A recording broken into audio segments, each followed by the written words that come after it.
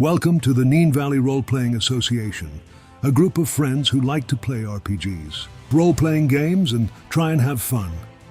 If you like the video, please like and subscribe.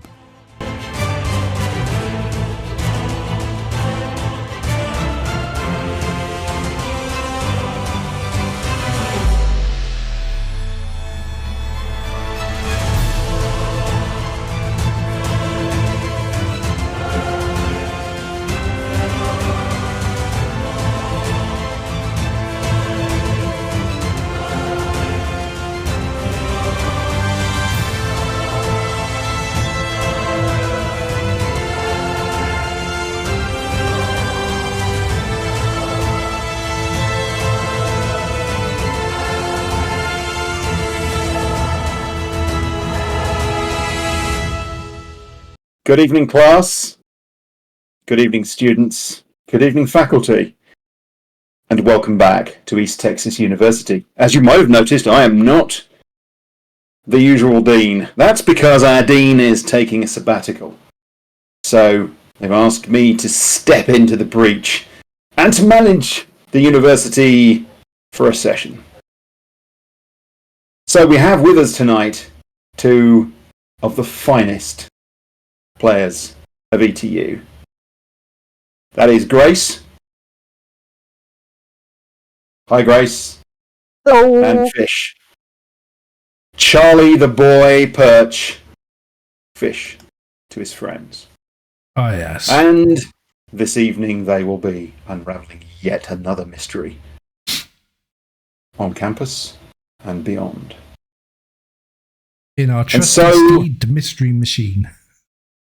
As we fade in, we find Fish and Grace in ye olde authentic-y English pub, sitting in a booth, whilst terrible 90s music plays in the background, and they both stare forlornly at their plates of fish and chips.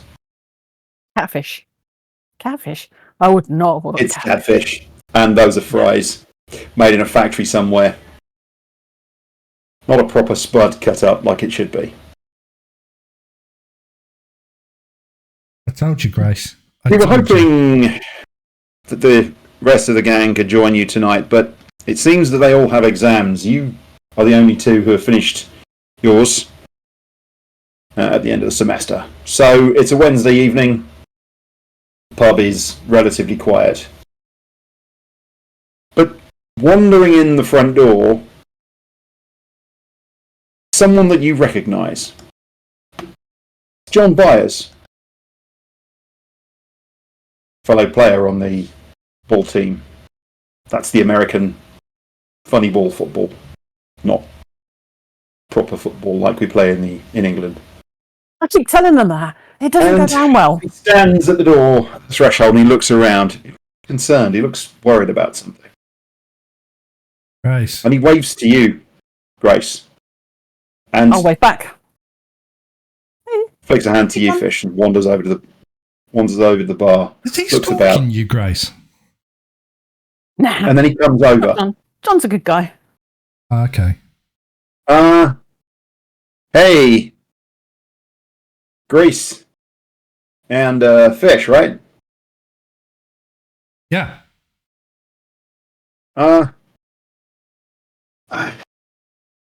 Sorry. Oh, is something wrong?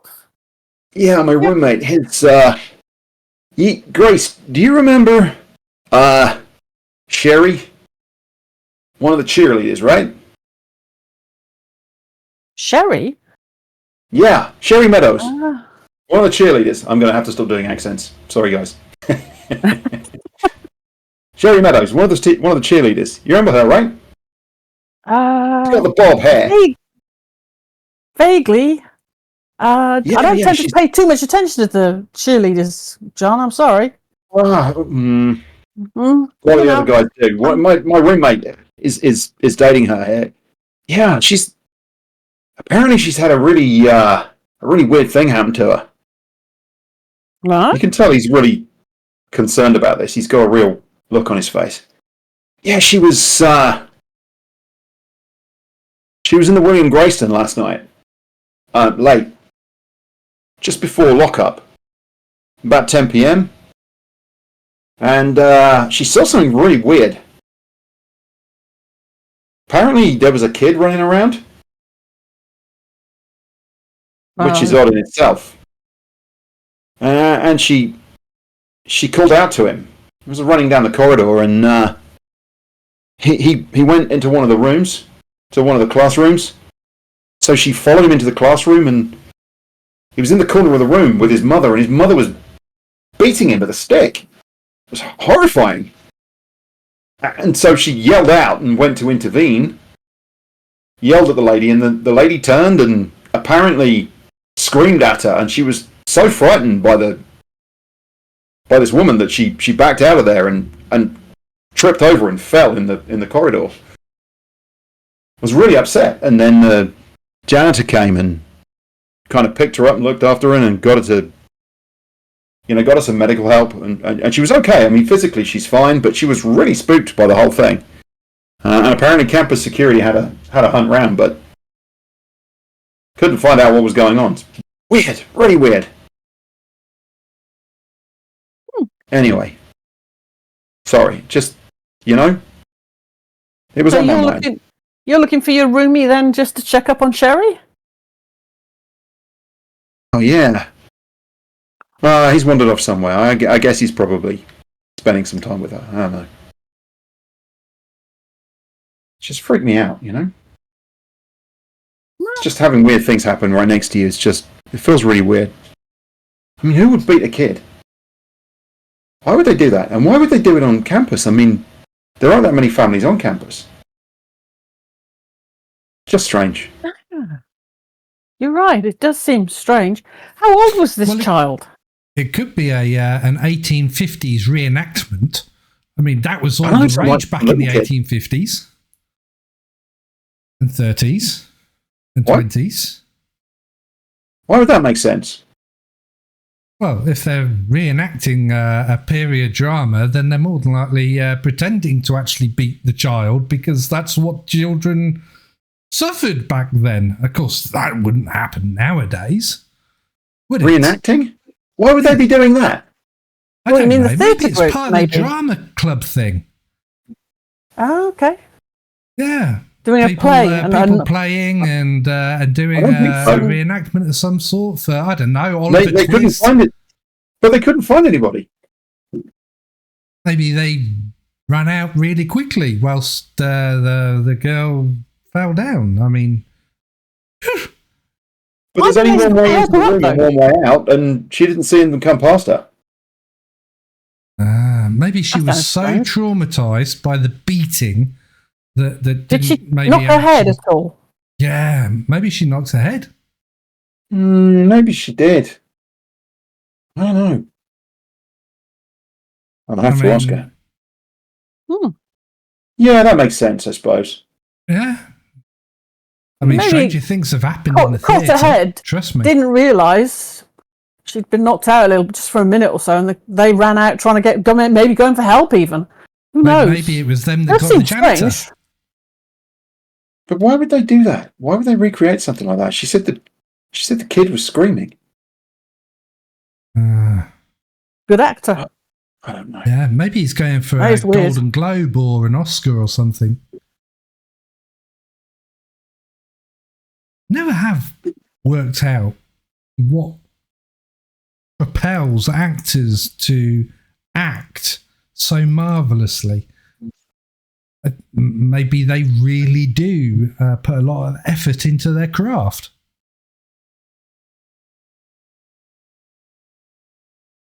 He looks at you funny, like he can't really work out what your thinking is. Okay, and he sort of shuffles off over to the bar, and you can see him stood at the bar, and he's ordering a drink. Shows his ID, and he sat at the bar. You can see that he's troubled by what's happened. Obviously, it's concerned him.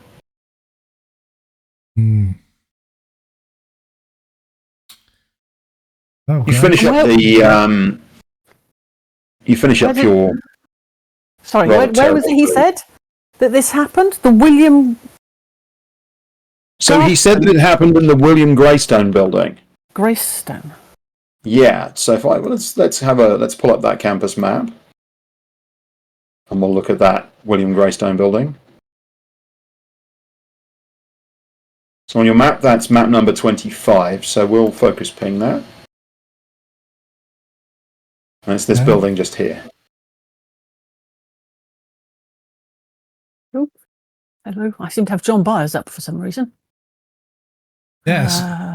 You might have to close John Byers if he's still. Have you noticed his steroids aren't actually missing?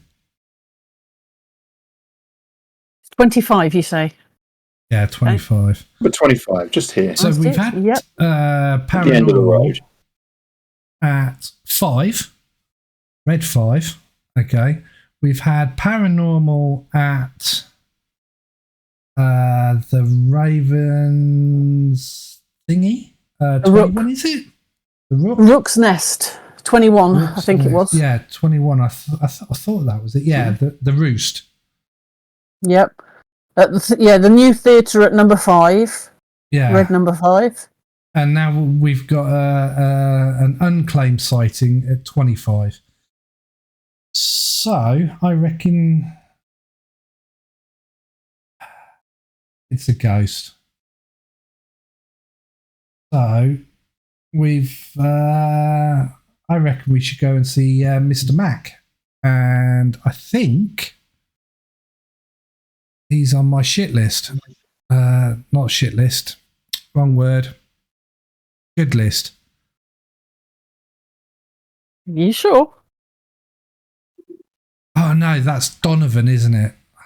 Yeah, you got Donovan. You got Donovan Horn. Yeah. Who's you got a funky Mac? donkey. Who's in with Glenn Mac? Me. I'm in with Glenn Mac. Right. So if we go, you can ask him for that shit again, can't you? All right. Can we just take a quick time out here?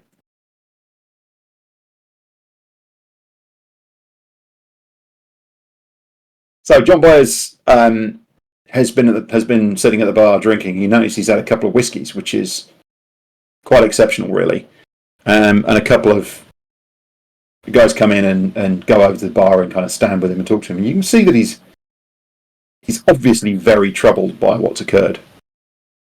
And the two of you are thinking, are you finished I say you've finished. You've eaten a few bits of fish and some of the fries because the fries are okay. But that was not the greatest meal you've ever had. So you're down your drinks and you're plotting what you're going to do next. So, what's your next move? Do you want to look into this this Sherry and her strange encounter? Do you want to do something else? I wonder where we'd find Sherry if she is around to catch her, to talk to her. So you think, Grace, that she's probably in your dormitory, because the athletes' dormitory, there's two sections of it that are female and two sections that are male, and you think that probably she's somewhere in your building. You don't remember her name, and you know she's not. You don't think she's on your floor. But she might be downstairs because you're upstairs, aren't you? So she might be downstairs. Okay, Yeah. this might be slightly controversial, and I do apologise in advance. But I'm British. I know very little about cheerleading. Okay. Can you actually say cheerleading is a sport? Yes, absolutely. Really? Yeah, absolutely. Getting flung up in the air by big burly guys and gals and being caught before their head hits the ground and explodes like a watermelon. You've got to take this very seriously. Cheerleading is very much a sport. It's a very, very key part of the women's athletic program here at ETU. Okay. In that case, I stand corrected. I'm also going to do just another little thing. Sorry, just Dean. little time out here. You know, when you worry, John, about not yes. I'm just going to pop over to. I am going to just pop over to see John before I go and just sort of say to him, I'll try and see if I can catch up with Sherry back at the dorm. See if I can see her there. So if I see anything, I'll get her to give you a call. She's got your number, hasn't she? Yeah. Yeah, I'll get her to give you a call if I find her. You take care of yourself, John. You know, I think, you know, maybe your mate should get you back to your room.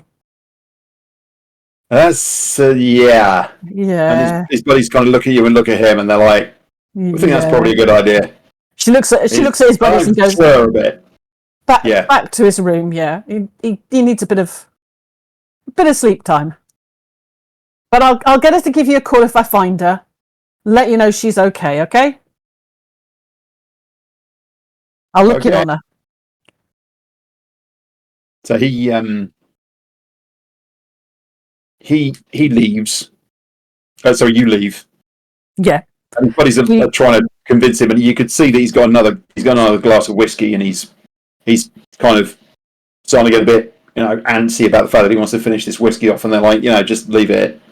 And one of them is kind of settling his bill, and they're trying to get out of the place.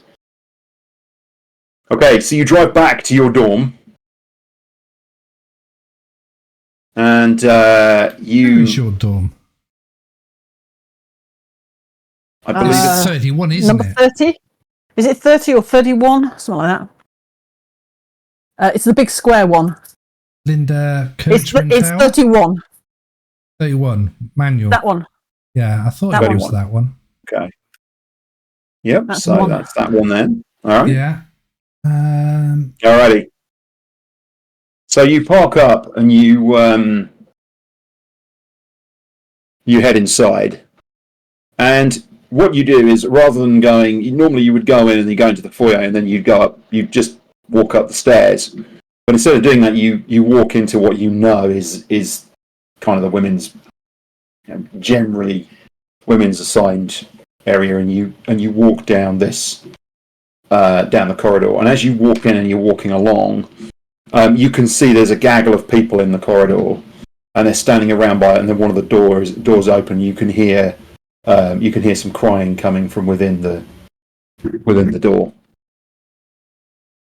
And you kind of arrive at the back of the group of people, and one of them turns and looks at you and says, and kind of waves and says, "Hey, Grace." And you're like, "Oh, okay." And you think this is probably one of the other cheerleaders. You think that basically a lot of this is a bunch of the other folks. And they're all kind of stood around in the corridor, and obviously they're whispering and sort of chatting to one another and keep checking their phones and various other things. What's going on? I'm going to whisper back to them. Yeah. What's going on? What's going on? Oh, you know Sherry? Yeah. Yeah, I know Sherry. Yeah. Sherry Meadows. I've come to look for her. Is she okay? She had a real fright last night in the William Greystone building. She I heard about that. Yeah, I heard about what John said. Okay. Yeah, it was. She's really upset. At this point, this young woman comes out of the door and says, "Okay, come on, leave her alone, okay? Yeah, she needs to get some rest." And the rest of them are like, "Okay," and they all drift off. And you think that the woman who's come out is probably you do recognise her. You think she's probably the kind of the head of the coach of the. She's not a coach. She's a student, but she's kind of the there is a cheerleaders. There is a cheerleaders coach, isn't there? They actually have a coach. Yeah, they do have a coach. They absolutely do. They have a coach. But you think she's kind of like effectively like their team captain. Oh, okay. And she looks at you and she says, "Oh, hey, Grace," and sort of kicks her head slightly and looks at Fish like, "Who's this with you?" kind of thing. Oh. Do I know her name? No, you don't. You don't remember it.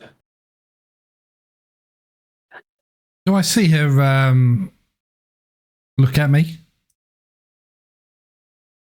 Yeah. I think I should. Yeah. Okay. In which case, I'll extend my hand and I'll go, Charles Perch. You can call me Fish. Everybody else does. Oh, hey. I'm Ginny. Hey, Ginny. Also, I'm a doctor back home.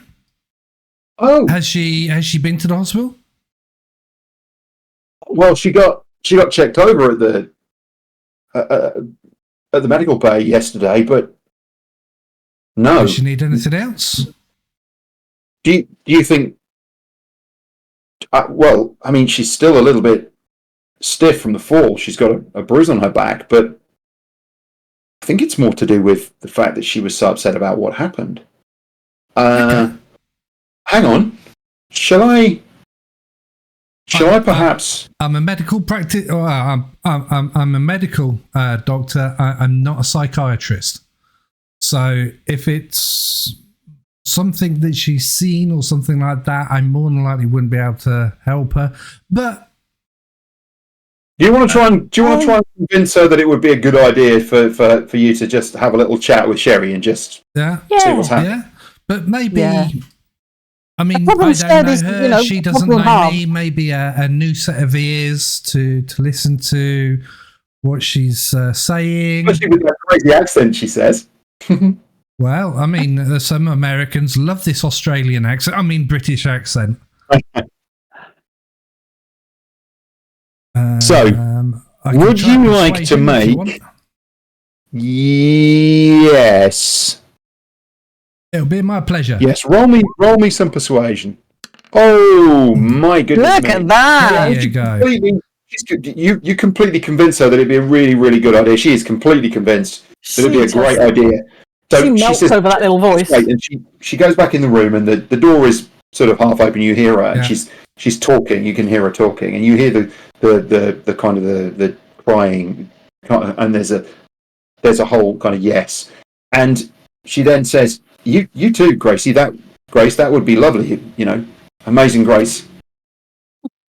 Sure. Yeah. And she We'll beckons see you if we in, can- and you go in, We'll see and if there's that's this. karma. I mean, she's obviously quite athletic, slim, blonde bob, sitting, and you can see she's quite upset. She's kind of got a big robe on over basically sort of like track gear, and she's got some slipper socks on. She's kind of pulled herself up onto her bed, leaning up against the wall, and you can see that she's red rimmed with, her eyes are red rimmed with tears.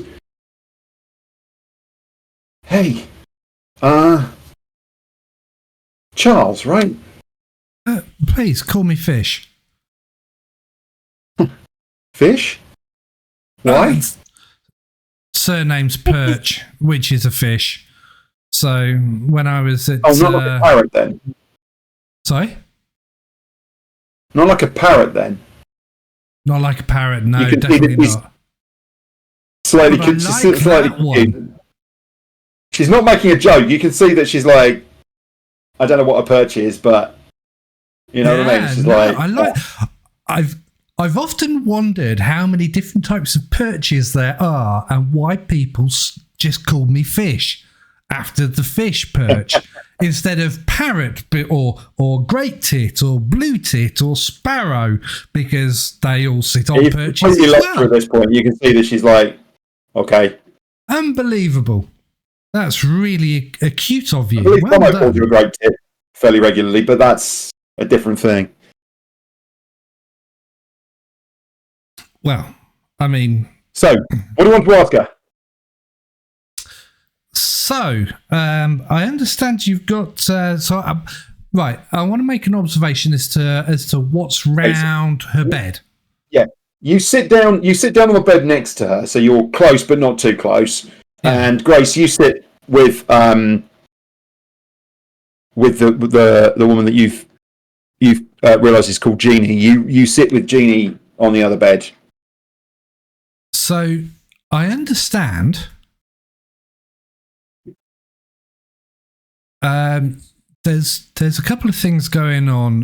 One, you've seen something, and two, Do you want to make that? you've got a really bad bruise on your back. So, if you don't mind, I would like to discuss the bruise first to find out what the hospital's actually said to you. Do you want to both make notice rolls then, just to sort of Yes. assess if there's anything that you notice about her?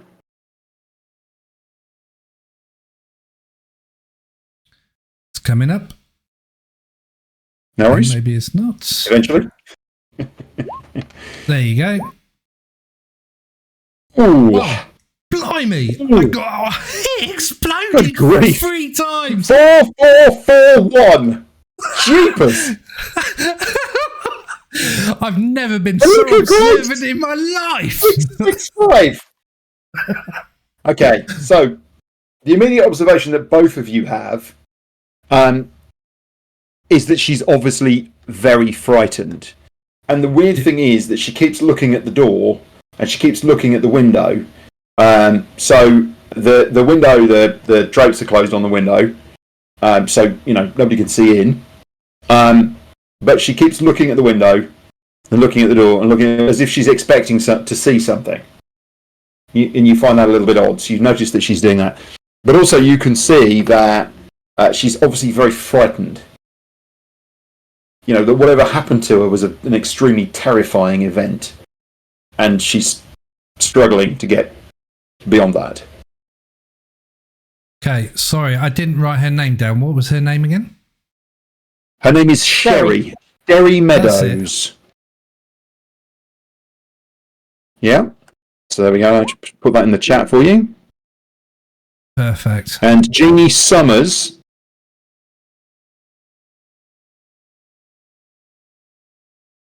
is Sherry's roommate. Does she look anything like Buffy Summers? She does not. Jeannie is really, really wiry, like a lot like Grace is. She's got a lot of muscle layers. She's really, really athletic. Quite bronzed skin. So she's where Sherry is quite, has quite light coloured skin and light hair. Sherry's is dark hair. She's got brown eyes. And she's got a sort of slight mid-tone to her skin. And I mean, Jeannie looks sorted. She looks quite, like Grace. She's very fit.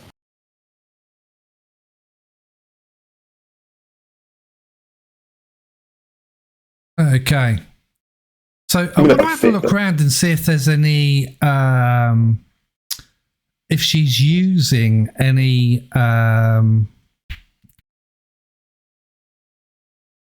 hot water bottles or ice bags or something like that. Like if I see a hot water bottle and it's got a narrow neck, one would have thought it would have been filled with hot water, but if it's got a wider neck, it can maybe have ice cubes put in it.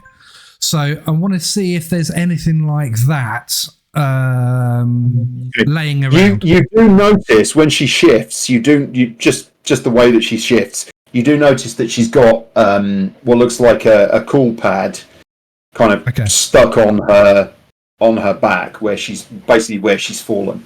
She's fallen effectively onto the back of her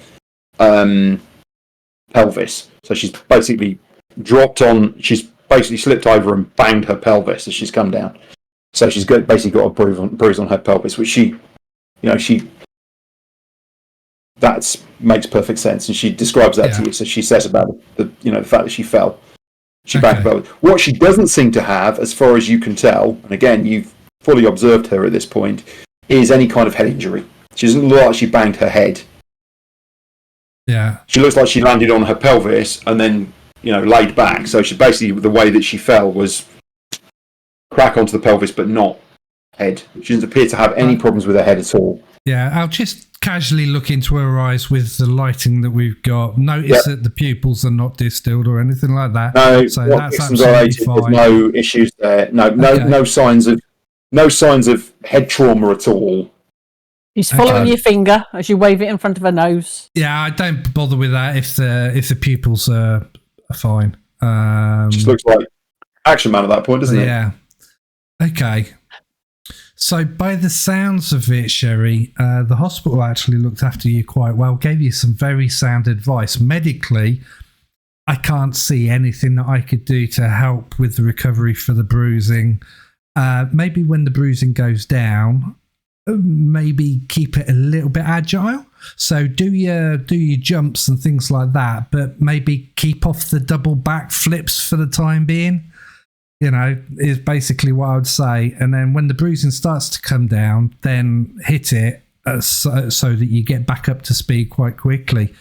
Do you not want to ask her what happened? I'm just, you get dispensing lots of medical advice here, but do you not want to ask her what happened? Well, I'm getting to that. Okay. No. So, I understand also that you saw something that, according to John, you saw something, but I couldn't get the gist of it. Now, I'm not a psychiatrist or anything like that. So, would you mind telling me what led up to you basically badly bruising yourself? You know something, right? I just got to say this, as a doctor, one of the things that you all need to learn is your bedside manner is sufficient that you will listen to these things anyway, even if you're not a psychiatrist or a psychologist, because you'll listen to them so that the person can get it off their chest and you can detect whether there's anything that goes on. So she says, sure. She says, I was in the William Greystone. She said, I'd been to pick up some paperwork that I'd left earlier in the day.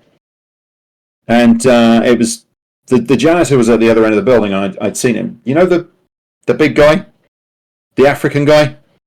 Yeah. And I had. We'll come to him in a second.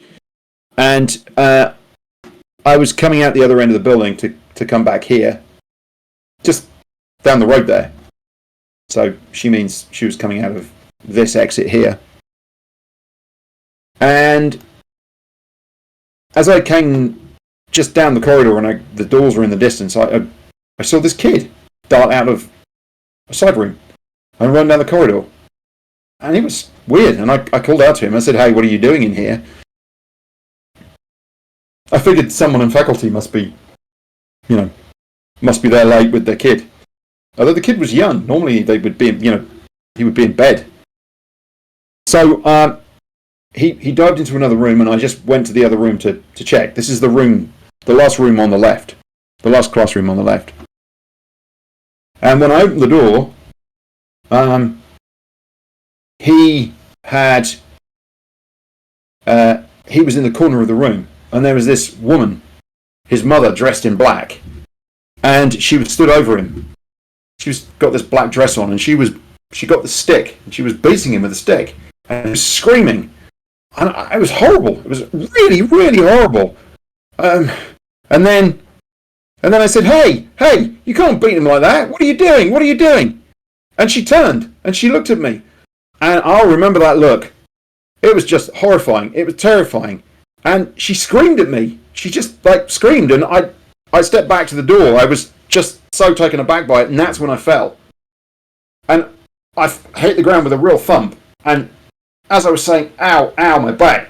And I screamed, and then the janitor came from the other end of the building. He ran down to me, and he picked me up, and he made sure that I was okay. And then he used his radio to call campus security. And then campus security came, and they checked the room, but there was nobody in the room. Which doesn't make any sense. Just weird. You think they climbed out the window? Grace asks. No. All the windows are locked. They only open. You know, they're the kind of windows that open only a little bit. Otherwise, they're locked. They've got those key things on them. I mean, I guess they could have, but I never remember. I never forget that face. And then today, as I was walking across campus, I could have sworn I saw the woman again in the distance looking at me. I don't know. Keep expecting her to walk through the door. Where were you walking from and to today, where you think you saw the woman again? Well, it would have been after training. So I guess I was walking back here. Did you ping somewhere there? Yeah, so she So she was training at. Can't find it now. Where is it? 18? 17. 17. Yeah. 17. But now I can't see it. No. I think Anthony erased it. Oh, 17. There you go. Up near the pictures. Yeah. Yeah. Yeah. No, actually, no, it would have been 18. It would have been the Raven's Nest, wouldn't it? So it would have been. No, it would have been 21. Yeah. Okay. Yeah. And then you would have come straight down to the dorm, you said? 21 or 22. Actually, no, it would have been here. And then she would have walked back this way and back to her dorm room. Okay. So she said she was coming out of the she was coming out of the Sam Houston, and it was as she walked between the Raven's Nest and the library. So somewhere here, she could have sworn she saw the woman in the distance over here. So she describes that to you. Okay. So. But only like out the corner of my eye, and then when I looked, she'd gone. Well, that in itself could be explained because you've obviously had a terrible fright. How that fright was manifested? Have you been getting sleep regularly? Yeah. Did you take anything for exams, etc.? Hey! I didn't imagine it. Okay. I'm not saying you imagined it. I'm asking if there was a reason why you saw this. Back in England, it is a classic case that some people who are not ghost hunters or what's the word I'm looking for? Paranormal sensitives. Okay. They come across things that just simply can't be explained, and they are alarmed by it. But there's normally a reason like extreme tiredness or things to help with the learning because there's so much to go in for the exams, you know, a little here or there. Plus with the tiredness, you're a cheerleader, you're keeping fit, you're exerting a lot of energy, you know. I haven't seen the blood results from the hospital, so, you know, could there be a something to lead up to you seeing this is basically what I'm asking. No, she says. Right. That is really peculiar. No, it happened. I didn't imagine it, if that's what you're saying. For one, no, Sherry, he's not trying to say that. He's just trying to work out whether it's come from your own psyche or whether there's something more than he's doing. Okay. Sherry. Jeannie chimes in. Jeannie chimes in and says, "Yeah. Hey. I think, you know, it's probably about time you got some rest. You know, actually, until this point, both of us have been really good at getting sleep in. We've been really good at keeping ourselves on track, despite all the things we have to do, and, you know, still enjoying ourselves." Huh? Indeed. I have the experience, right? Yeah. Well, if you didn't want the experience, we wouldn't be in the uni, would we? No. And so so Jeannie sort of ushers you out of the door. Yeah. We go out into the corridor, and I'll close the door behind Jeannie, and I'll say to her, "Look, keep an eye on her, because," and I'll hush to a whisper, okay, so that only Grace and her can hear it, just in case there's somebody else milling around in the corridor. Okay. There isn't. There is something, and I do believe her. But if she's seen it today as well, that's the key thing. It's out the corner of her eye. it could be attached to her, or it could have latched onto her. Now, I'll need to take a little bit of time to read up on such things. I'm sure there'll be a spiritualist or somebody around campus that would be able to actually help with this via psychology. So maybe they'll be able to shed some light.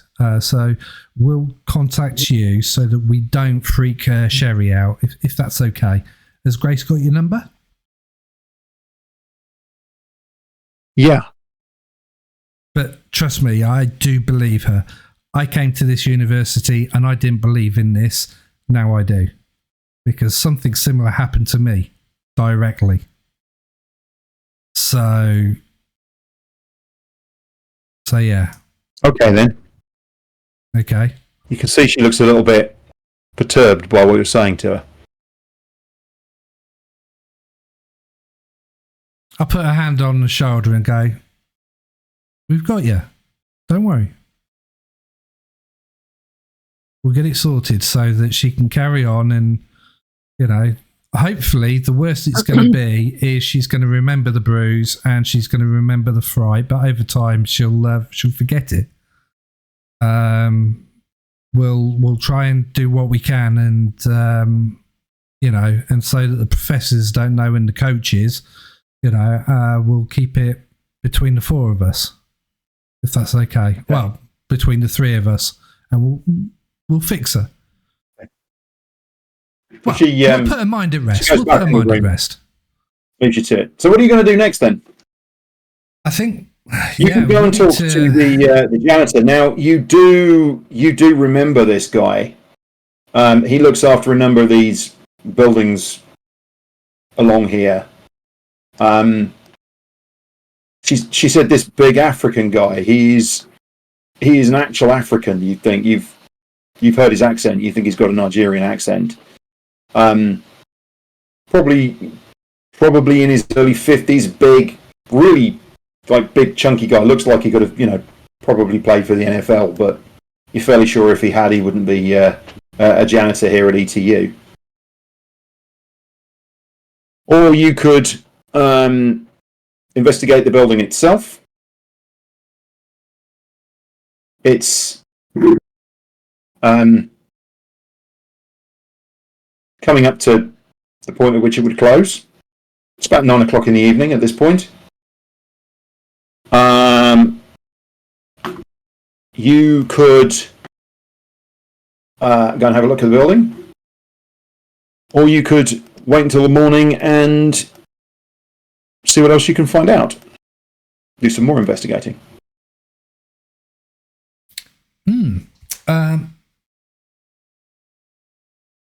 I think I was trying to find the administration building where Professor Mac would be in. Yeah, it is the evening. So you're interested in the administration? I would have thought it would have been something like that, which is 15, which is behind where we need to go anyway. Yeah. So yeah, it's over here. If we could look at the admin building, it might become relevant. Should we go to 25 first, Grace, and then ask the janitor if we can come back and ask him some questions in about 10 minutes and have a look at the room, etc., etc. And then that will give us time to go to Glen Max, see if the stuff's in there, and take out what we might need, and then go back. Yeah, can give that a try. Yeah. See if we can spot him. See if he'd be okay with us coming back to look the place over. See if we can. Okay.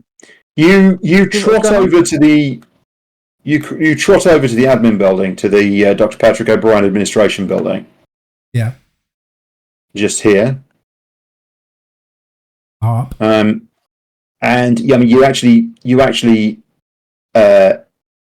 use the you actually come around the end of building 25, come around this path, and in the back of the admin building, and over to where Professor's office is.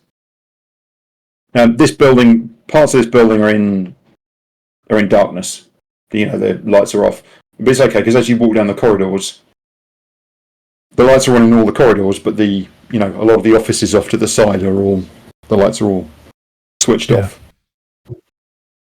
So you go up to his office, sign on the door, and you got a key? Yep. We Okay. have. So you let yourselves in, and you flick the light on. The stuff is all stored in a kind of walk-in closet on the left-hand side of the office. You go in, you've got his desk, and you've got a conferencing table with some chairs, and then you've got a cupboard. So you go over and you open up the cupboard. It does look like some of the kit has been removed.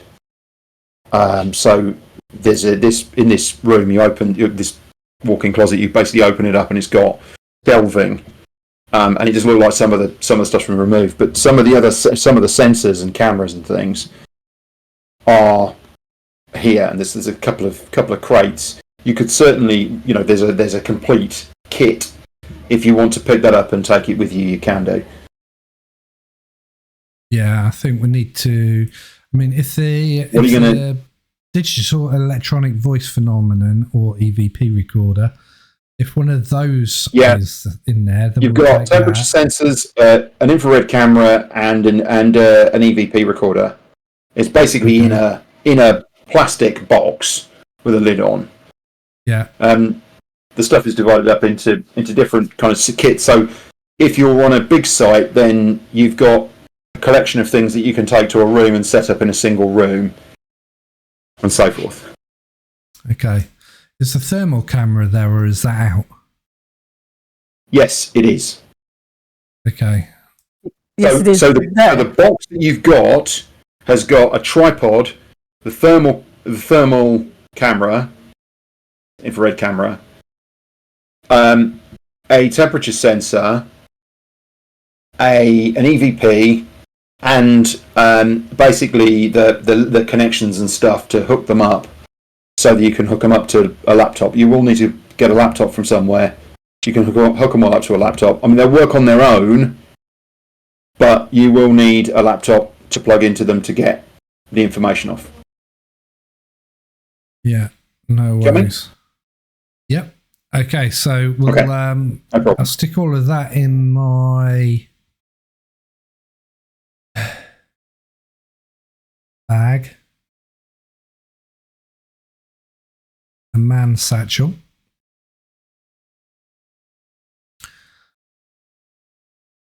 And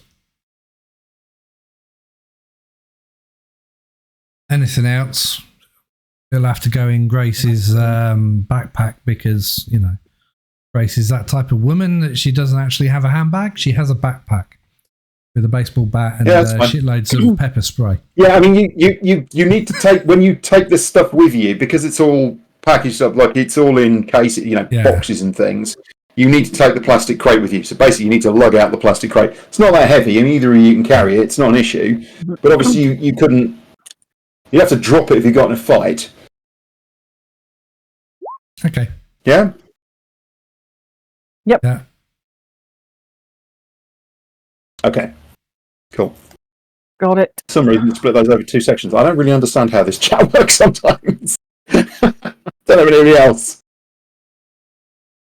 Right. Okay. So we'll take all of that, whatever's left, and then we'll go to. You leave him a note as well. You handwrite a note out, Grace. So while he's while Fish is fiddling around in the box and getting the stuff out and talking to you about what he's getting, you handwrite a note and leave it on his desk so that he can find it in the morning when he comes in. He'll find it to know that you've borrowed the kit. And that you return it in a couple of days, and you leave your number so he can call you if he needs it back more rapidly.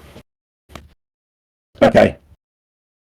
All right. So you picked up the gear. So you're heading to building 25 then, yeah? 25. Yeah, that's the. That seems to be where. So you come out the back here, and you go in this entrance just here. You stop actually as you walk in, and there's you realise there's a small plaque on the left-hand side. That's kind of got some information about the architect and the builder, and that the fact that the building was opened in 1998. Okay. As I'm walking across, it looks like that kind of vintage building. You'd think it's probably been refurbished a number of times. It's in good condition, but it's not. It's not the most modern building, but it's not the oldest either. Yeah. As I'm walking across, I'm going to send a text message to my cryptozoologist friend called Andy, who's with evil Evelyn at the moment, which is why he's not with us tonight. And I just simply ask him, need an urgent reply. Sorry, Evelyn. Put Andy down. Ha ha ha. Lol. Is there a difference between a woman in white and a woman in black? Question mark. Send.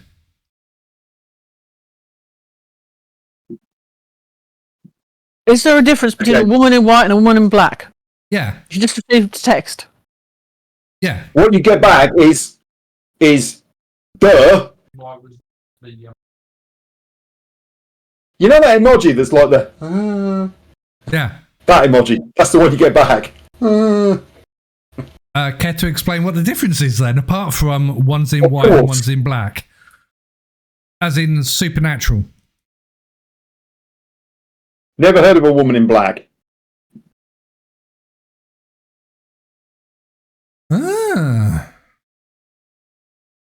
Is that your desire for a goth girlfriend again? I text him back going, no, maybe you need to watch more horror films. Full stop, exclamation mark. Bad grammar, I know, but full stop. And you get back, that thing that Harry Potter was in, question mark.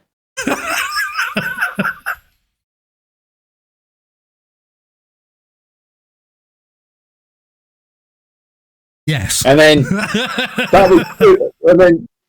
mate, that was just the movies, exclamation mark.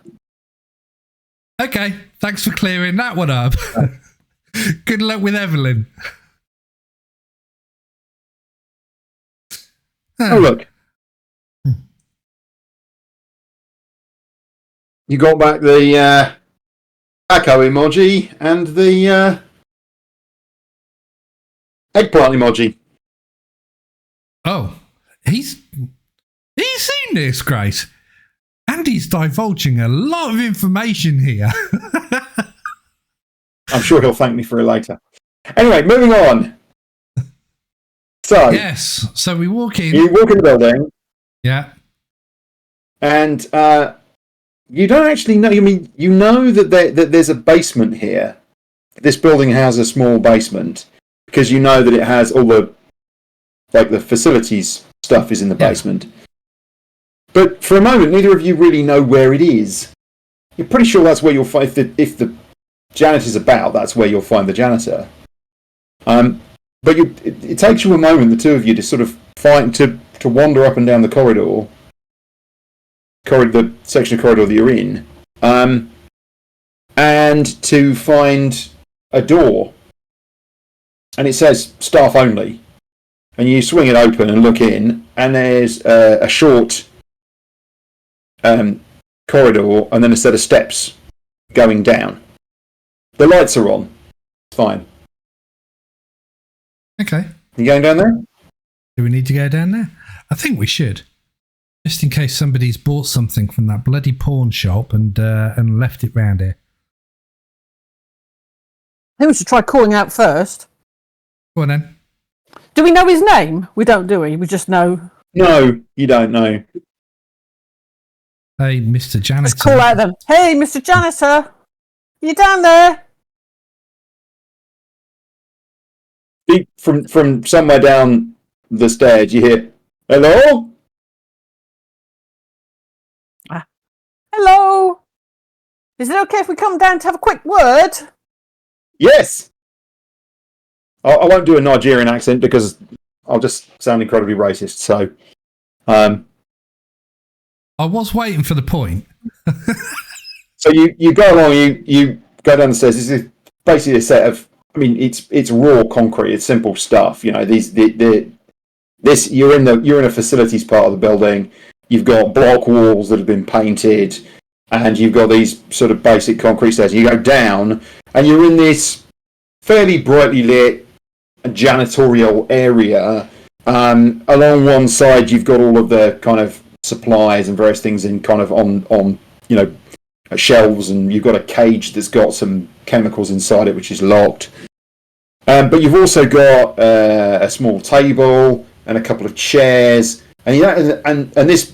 I mean, he is. You'd seen him before, and he's this really broad-shouldered guy, well over 6 foot, dark skin, African, and he grins at you as you come down.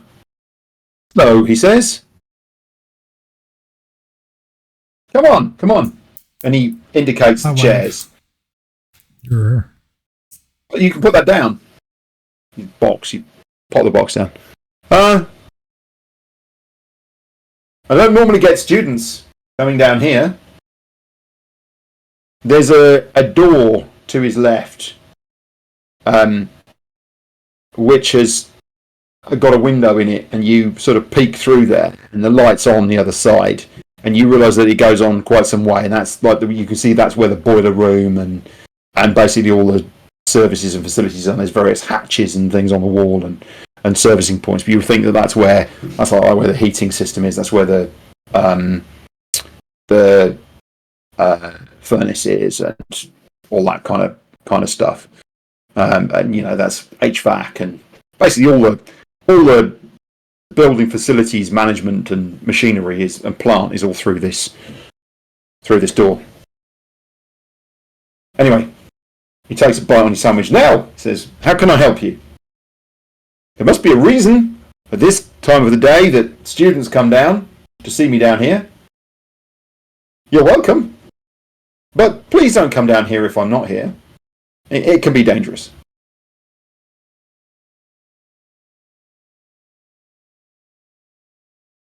I look at Grace. Kind of like go.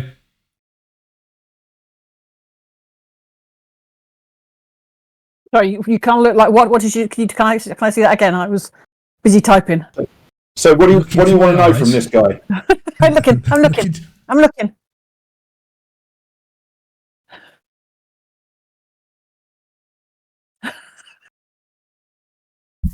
Are you not communicating with him? He's quite happily munching. He's obviously eating his supper. I'm certainly trying to go, Grace, go on. Fucking, you went down the stairs first. You should have talked to him first.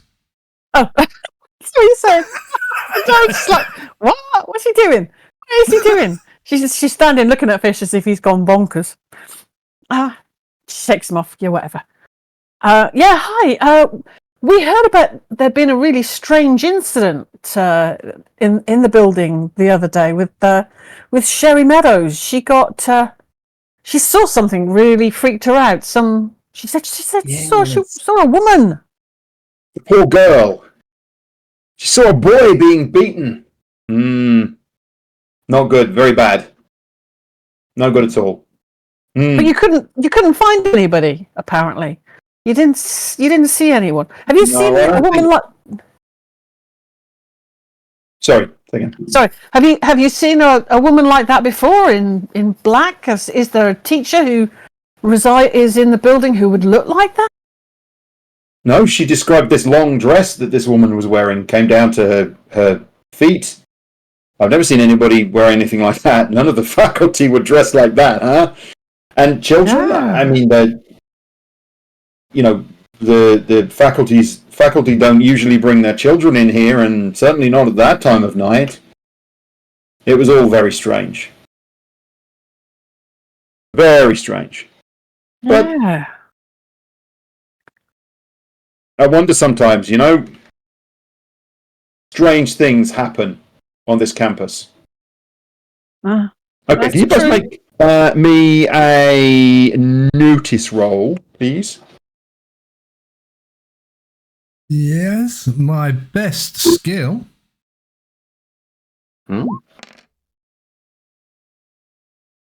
Which is not that good. Okay. Yeah, I'm more interested in his sandwich. I'm watching this sandwich moving around in front of my eyes. Yeah. You notice that he's wearing round his neck. He's wearing a crucifix. He's obviously, a committed Christian. He's wearing a crucifix around his neck. It's a simple crucifix, but it's obviously, he's obviously quite, you He's wouldn't like religious. somebody who wasn't religious to be wearing that. And you notice, on the wall, you notice there's a crucifix sort of with the table's been pushed up against the wall, and like in this little corner there's a couple of other crucifixes, and there's a St. Christopher medal that's sort of sitting like kind of, there's a nail been tapped in the wall and it's kind of sitting on the nail there, which gives you the impression of somebody who is quite religious, which is interesting because you very rarely see anything like this on campus, because this is a public school, and therefore religion is effectively banned, as we know from a previous session. So it's interesting to see a religious display by a member of staff there. But I think you think that probably because he's down here tucked away in the bowels of the building, it's not really an issue for him.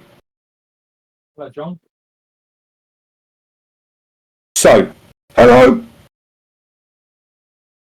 Sorry. So yes, so I heard her scream, and I ran to her, and she was on the floor holding her back.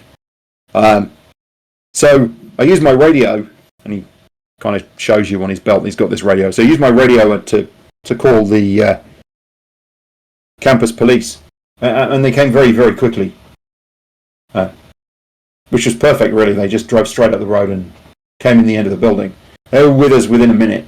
And I didn't see anybody come in the building or out the building. And after they came and they helped her and then took her off to get checked over, I went with them and we went around the entire building. I mean, we went obviously in the room first, couldn't see any disturbance. Everything seemed as I'd left it earlier when I'd made sure that that everything was ready for lockup, because I was doing my rounds to lock the doors at that point anyway. And we checked the whole of the rest of the building, even came down here and just checked around in here, but we couldn't see anything. So it's a mystery to me. It seems very strange. Has anybody seen anything odd like that before? Or reported anything like that before? I've never heard anything set up like that, but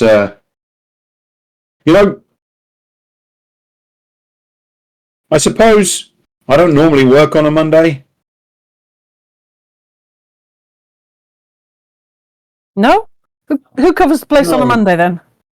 Well, I was working here because Jerry had quit. And he didn't last very long. But it's normally Jerry who does Mondays. Ah, okay. So I normally work Tuesday, Wednesday, Thursday, Friday. And then Jerry was supposed to be doing the rest of the time. We work long days, you see. Yeah, I bet. We open up at first thing in the morning at 7 a.m. and then we lock up at 10. And we make sure everything is sorted, and then that's why we have the strange shifts. We've had a number of the weekend staff quit. We can't seem to be able to keep hold of them. What reason do they give for quitting? What's the problem with that? They don't like working over the weekend? Why take on a job if you know you're not going to work on the weekends? I think maybe it's the weekends. I didn't really get to see them. We didn't spend time together. We just kind of filled in the sheets as we needed to and left notes when we needed to, but, you know, I did my bit, they do their bit. It's a bit difficult, really, because, I'm not normally here on a Monday. Well, it was good of you to pick up the extra time for them, you know. It was an emergency. Nobody else was available. Yeah, school doesn't run without you guys, so... Yeah. Please tell that to the dean. You know, though, it's better than the rigs. Yeah, you've worked on the rigs before. Yes. That's why I came. You know my accent, you can tell. I'm not from around here. Yeah, I picked that up. But then you can probably tell Fish and I aren't either, so, you You're know. from England. I'm from Nigeria.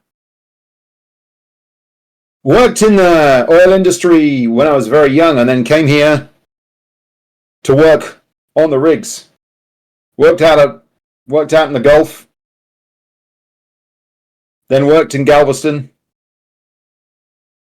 Worked in oil for many years, but, you know, I like it here. Long days, sure, but your own pace. You're not in danger of blowing up or dropping things on yourself. Much nicer. Much gentler. And we have the lovely forests and the beautiful landscapes here. Yeah, just be careful of those fire ants. They can cause a lot of damage. Littlest things, but they can cause a lot of damage. Yeah. I get that. I don't know. So, sorry I can't tell you anymore, but that's what happened. Okay. Would it be okay if we went up and had a look at the room where it happened? Sure. You're not like those weird souvenir people. No. You're going to take the selfies. Definitely not. No, we're just trying to help Sherry out. She's in really distressed.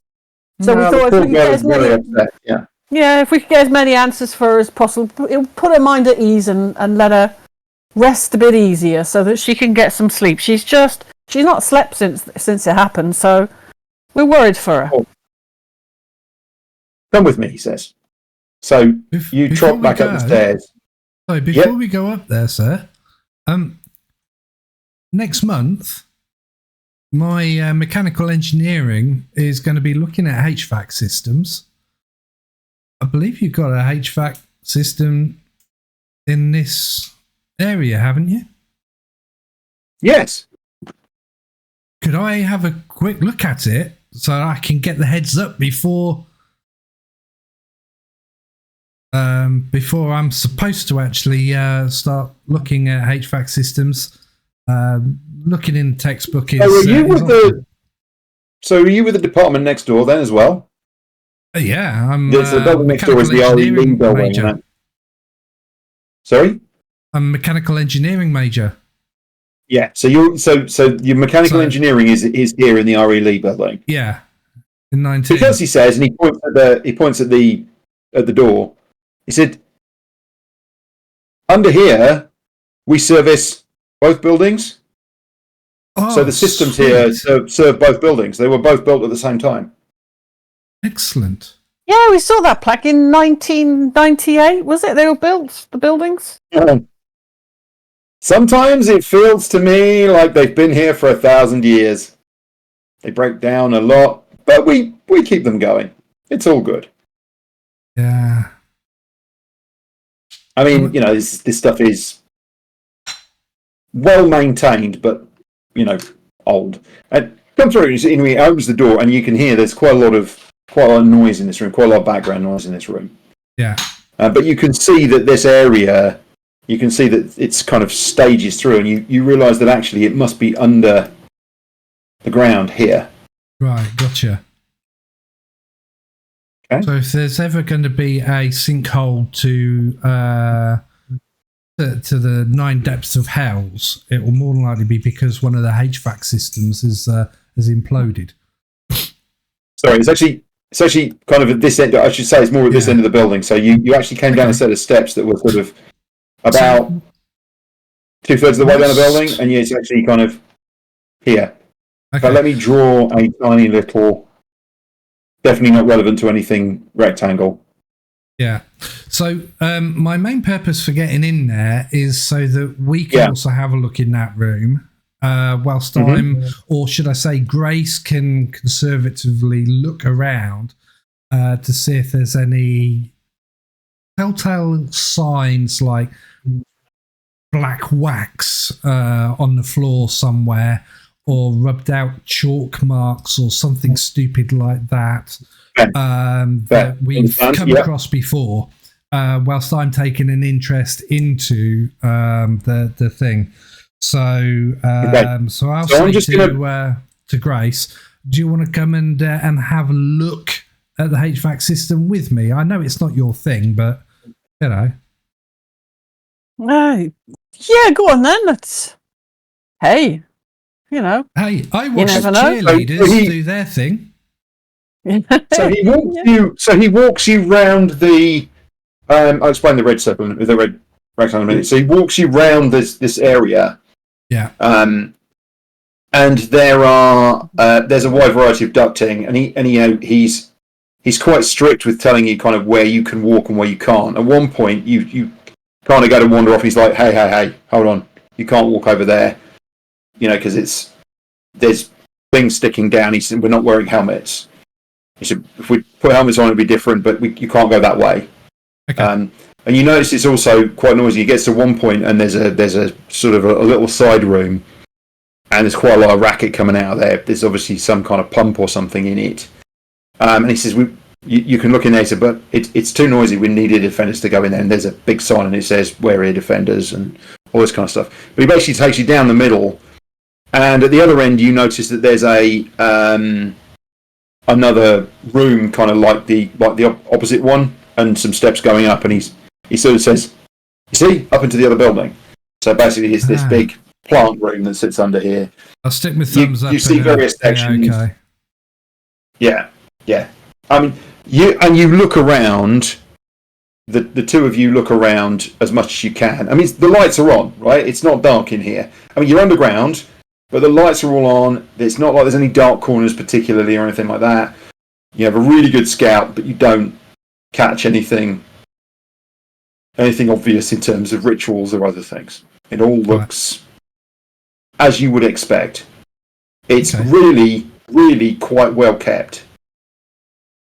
Excellent. For the age of it and everything else, a lot of the stuff has been painted regularly. Like a lot of the pipework's been painted regularly. Can I just check on this? I'm not misunderstanding this, am I?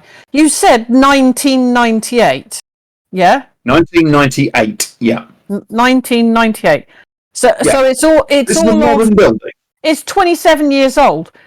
You're making it sound like it's 300 years old. Is that the Americans' weird idea on history? What's old and what's not. 300 years old. It's. I mean, you got to remember that the plant that's been in place for 30 years, knocking on 30 years, is not going to be fresh. Yeah. It's been mechanically running for 30. The ventilation and the heating and system in these buildings has been running for 30 years, right? Doesn't sound like a long time. I'd expect it to be going at least, Well, that's my ignorance. That's my ignorance in engineering. The furnace is going to carry on working. The HVAC system is going to carry on working. They just have to be regularly maintained. But all the duct work and stuff is 30 years old. I mean, 30 years old. It's 27 years old. It's, so it's not new. Yeah. But it's not. It's not ancient either. No. I'm pretty certain the school I went to in England here, the buildings themselves that were built were, I'm guessing when I got there, they themselves were somewhere in the region of about 60 years old. So, I mean, yeah, but you've also got to remember that the kind of systems that you're talking about, in old buildings in the UK, for example, were always, you had big iron radiators and that was about it, right? Whereas this is, obviously this has an HVAC system, heating, ventilation, and air conditioning. So there are air conditioners, there are condensers on the roof.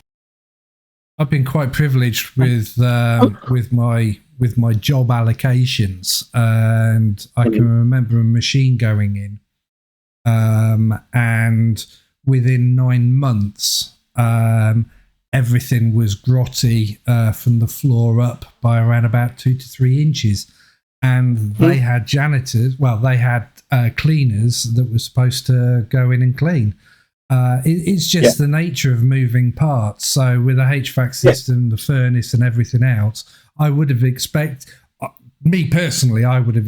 it to be a little bit more. So the sheer fact that there's nothing on the floor either suggests that they've just recently cleaned, or they've got continual cleaning going through, and especially with the ducting and things like that. So it's not perfect. It's not perfectly clean in every dimension, but it's well kept. Yeah, it's been, clearly this guy takes his job very seriously and is cleaning up and looking after things. Yeah. Okay, so I point out a couple of bits and pieces and I basically ask him, and then we go back into the main thing. And I say thank you very much for showing me that. That's really good, practical. It brings you back here, and then what he does is he follows you up the stairs and he takes you into the reason I've dropped a red square on there is because that's kind of the room at the end. Is one of the classrooms at the end. Okay. Yeah. So it's on the corner. Yeah. So he takes you down there and he explains. Beg your pardon? Christine asked about red square, and I said, "Yeah, it's very faint." Yeah, no, I can see it. Is it? Oh, okay. I can see it. It's fine. Yeah. Okay. I'll give it a second. Perfect. Okay. It's really just to sort of demonstrate that's where the thing happened.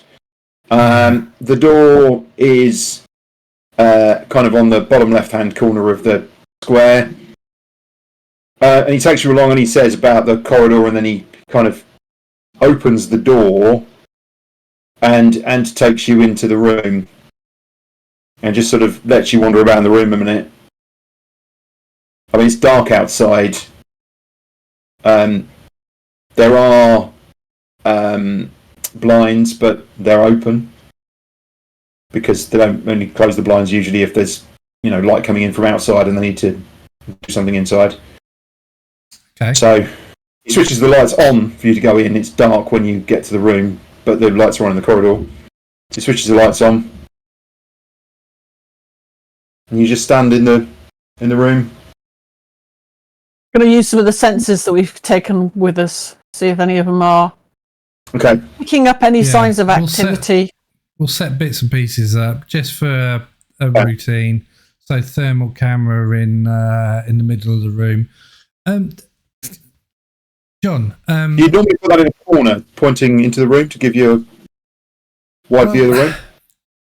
I know that Sherry said that the woman was in the corner beating the child, but I forgot to ask which corner. Was it the one?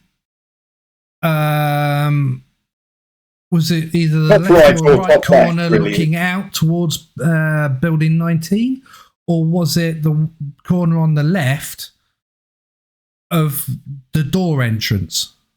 So you figure that it probably wasn't the bottom right-hand corner, just from the description that she gave you. Yeah. So you figure it was either top left or top right, and standing there and looking at the desks. You turn to the janitor. And by the way, he's wearing a name badge which says Femi Okuni. I introduce myself. Can we have that name written down? Purge. Charles Purge. Yep. But my friends call me Fish. So he said. So you sort of ask him, and he said. Well, she said it was there and points like directly into the room. So she basically pushed the door open, and so it was top left-hand corner.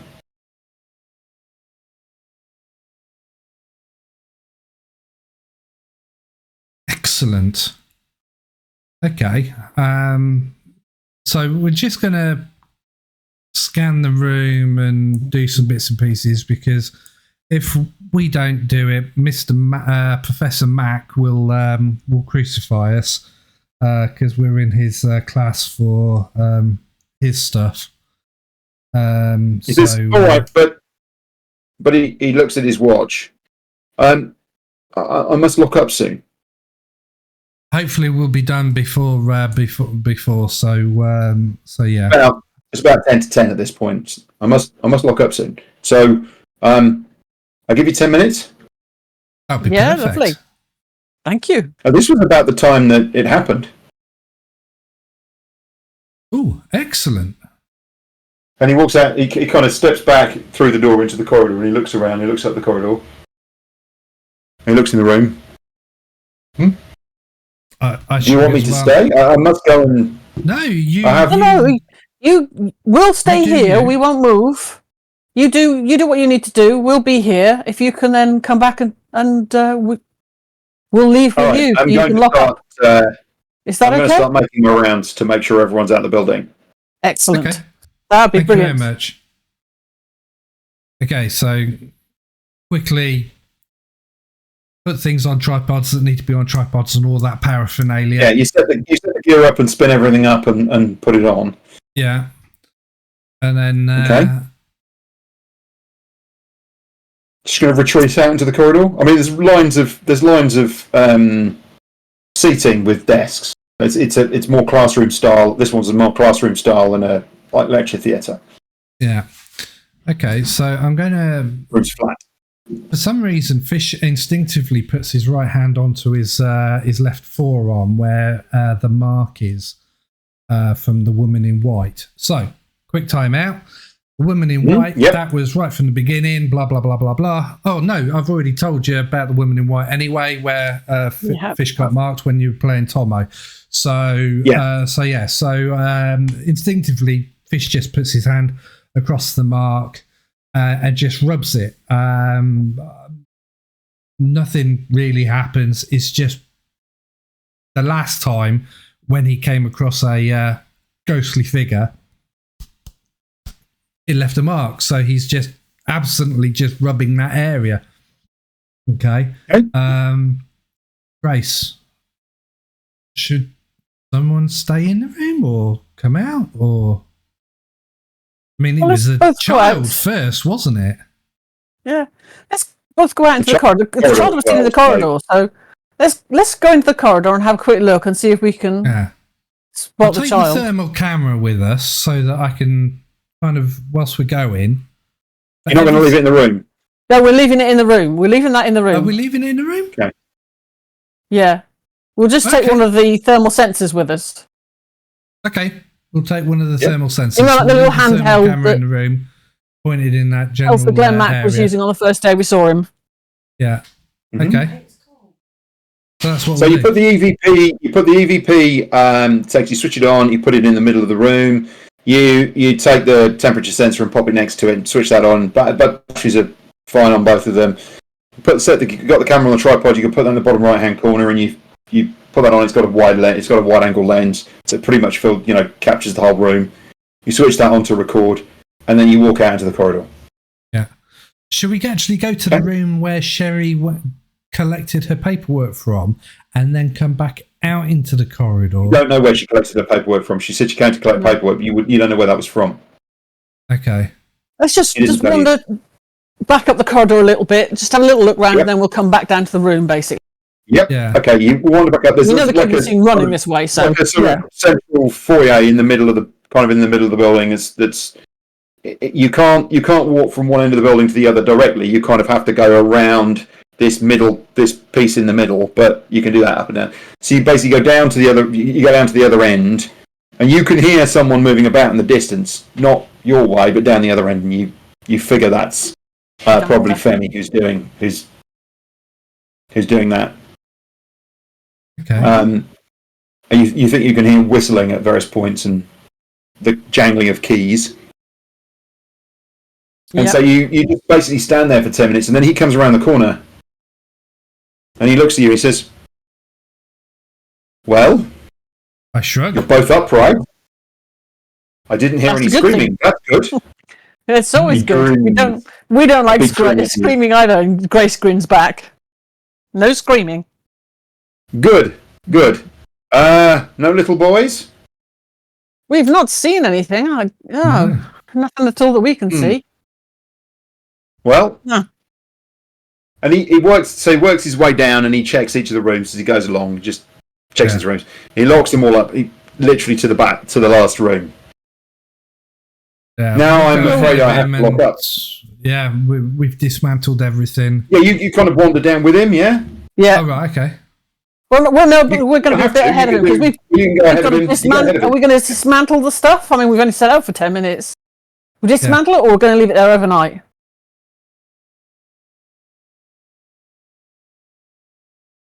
I'm thinking. You could ask him.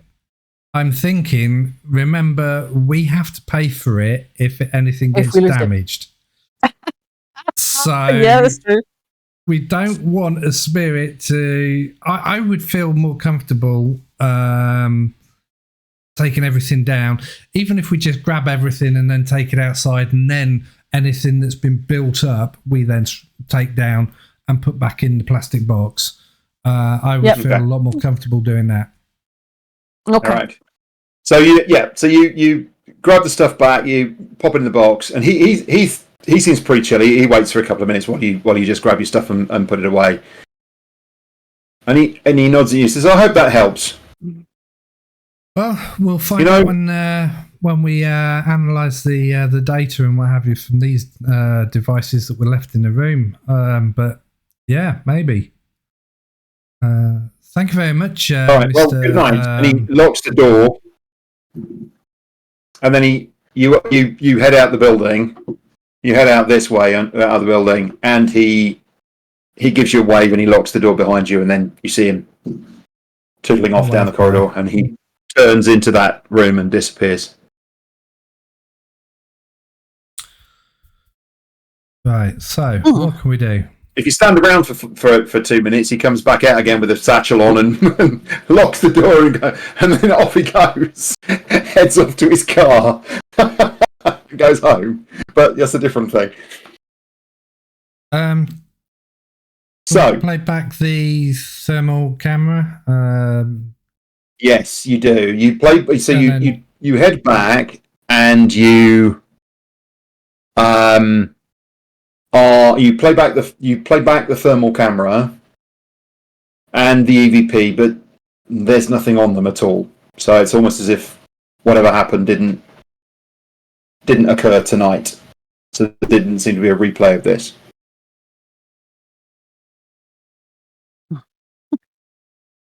So we're going to need to take a very quick break. Okay. And when we come back, we'll back on with part 2. 3. We'll carry on with part 2. Okay.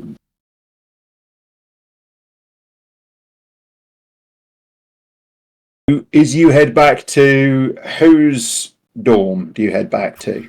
Well, I was thinking about just having a look at the thermal imaging underneath the big tree near number 12, because I have a plan to get in to number 19 and then gain access to number 25 going through number 19. No. Or just smash a window and get straight into number 25. I know, a bit hard. They've both been locked up. So he locked up 19 before he need to let locked me up 25. Up. Oh, I tried my finger. That's quite all right. No, it's not letting me in. It's not letting me in. You see, I've been hanging around with a guy called Tomo, and Tomo's taught me a thing or two on how to get into It came up with locks. loads of stuff that it wasn't happy with. I think you need to. Thank you. Welcome. So I'm pretty certain that with my new Yeah, I think you need to do a bit of a check on it. Update. my new things, we should be able to use my repair skill to get into a lock. Mm-hmm. Sorry, I was reaching down trying to get my Guinness. Because, Guinness is important. Yeah. Not that this Definitely. episode is sponsored by them. Be quite handy for you if it was. Oh, wouldn't it just? Okay. So I was thinking under the tree outside. There's one of the two trees that are outside between number 19, building 19, and building 12. Now there's two buildings. There's two buildings on campus which stay open 24/7, don't they? Yeah. Mm-hmm. Number 23 is one. I think number 15 is one. Because that's the one with the restaurants and the food canteen areas for the students. Yeah. So I've got a feeling those two buildings are always... 23 is the library, and the library's always open. Yeah. Yep. Now, you probably find this time of night, you can go in the library, literally just walk around the corner, go and ensconce yourself in a corner in the library, because there are some small study rooms, basically like little kind of cubicles. Yeah. In here. Let's do that then. Let's do that. So you can go and ensconce yourself in there rather than going back to a dorm. I mean, it doesn't really matter, but that's fine. You go and sit in one. And they've got PCs in there as well in the library, I think. Exactly. PCs? Possibly? Yeah. So we could connect this paraphernalia up and have a look and see. We'd have our own laptops with us, because each student will have their own laptop, but it will give us a power supply so we can run them if they're short of power. Yeah. So you plug everything up, you go through, and there's nothing on them. Yeah. They are empty. Fair enough. So I lean forward. Actually, no, I just lean to the side, because I wouldn't imagine for a moment that Grace and I are on opposite sides, because we're trying to look at one screen, aren't we? Yeah. And do you think maybe we need to get Sherry come with us? Maybe it's something that's attached to her. I'm really not sure she's up for that right now. I think she needs... Let's just check off a few things. Things that you know. Okay? Just confirm a few things.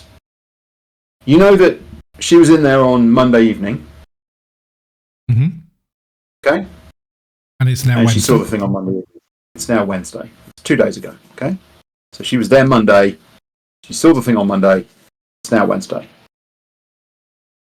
You know that, as far as you are aware, this has never been reported before. Has never happened.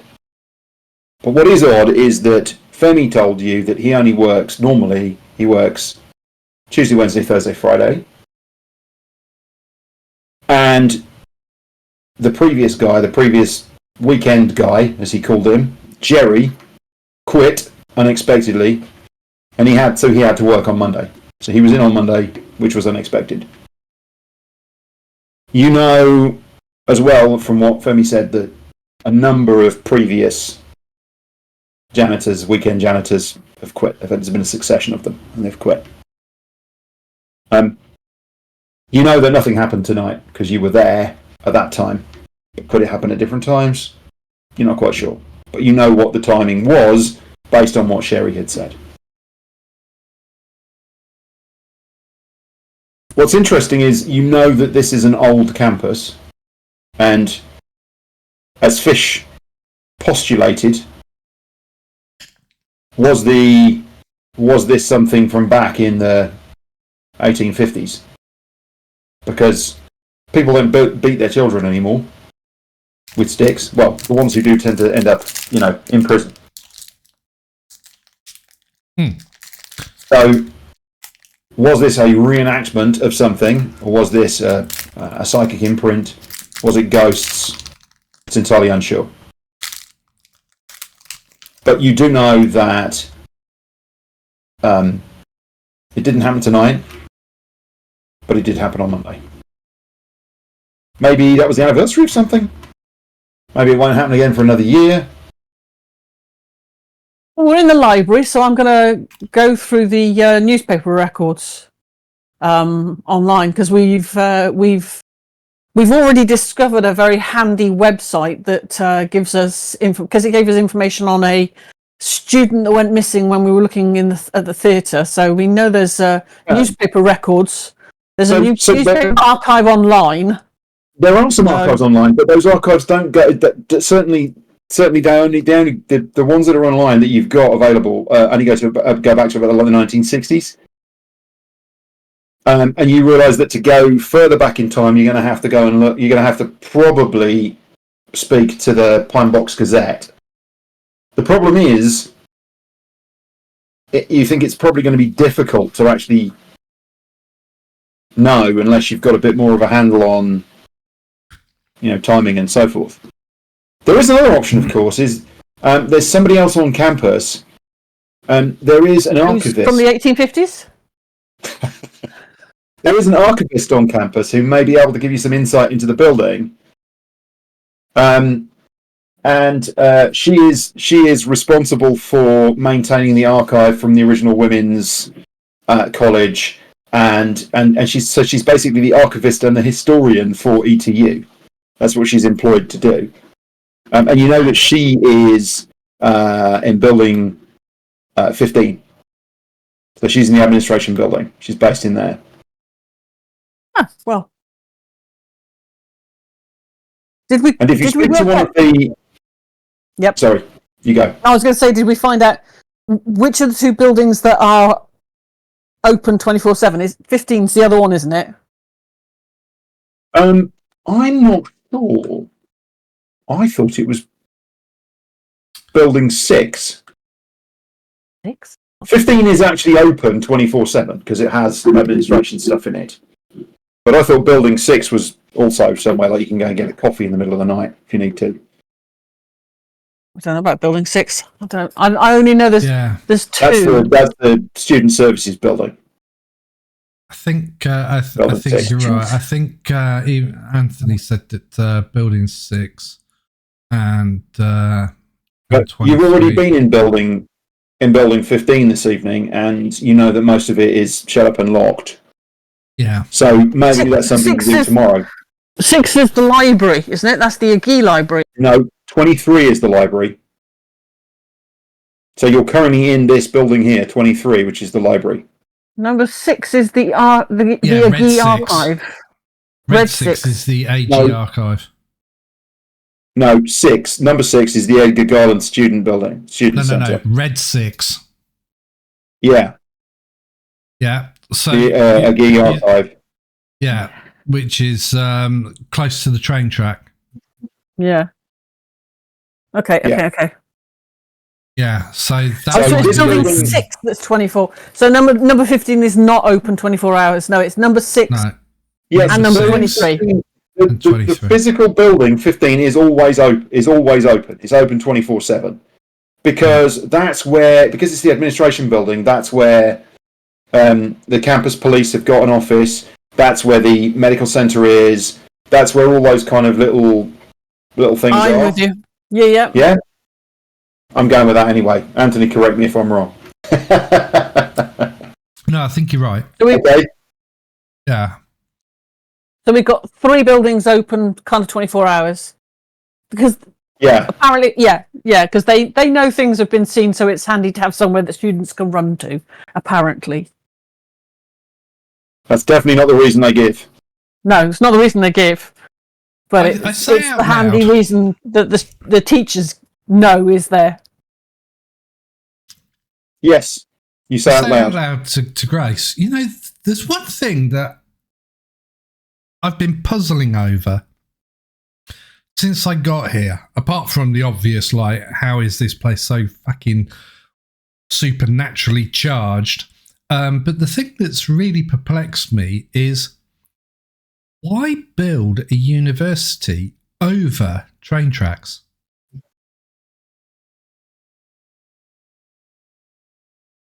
Doesn't have anything to do with with what we're looking into,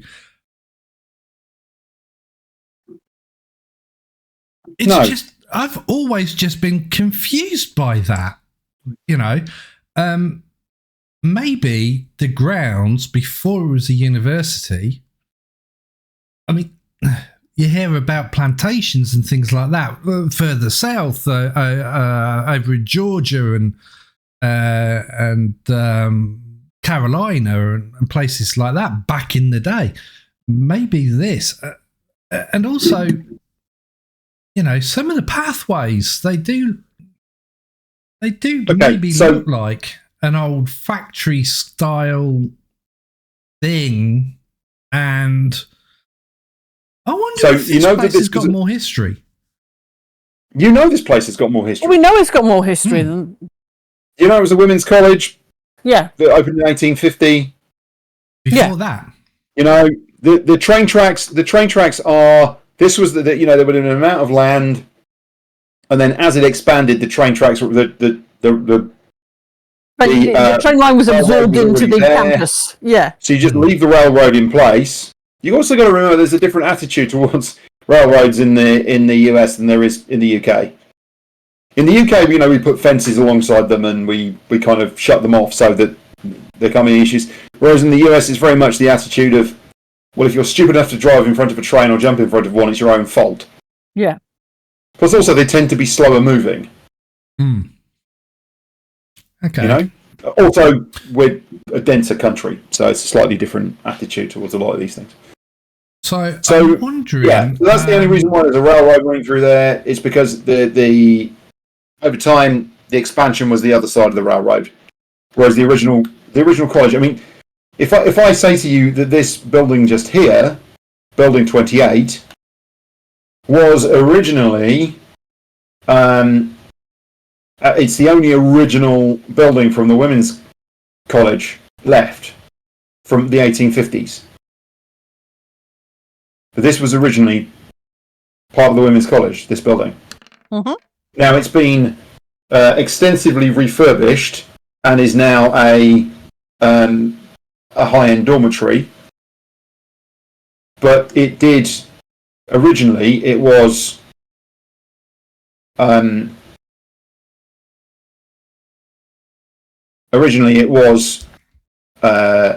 of the women's college. Right. I wonder if the Gazette has their information backed up on digital. Well, that's something to speak to them about tomorrow, isn't it? Well, the other thing as well is that you can, so I can't even get into them. The other thing as well is that you can speak to, as I say, you can speak to the historian as well. That's the other option you've got, and you're told that that's Dr. Salinero. Can you type that for us? Not the doctor part.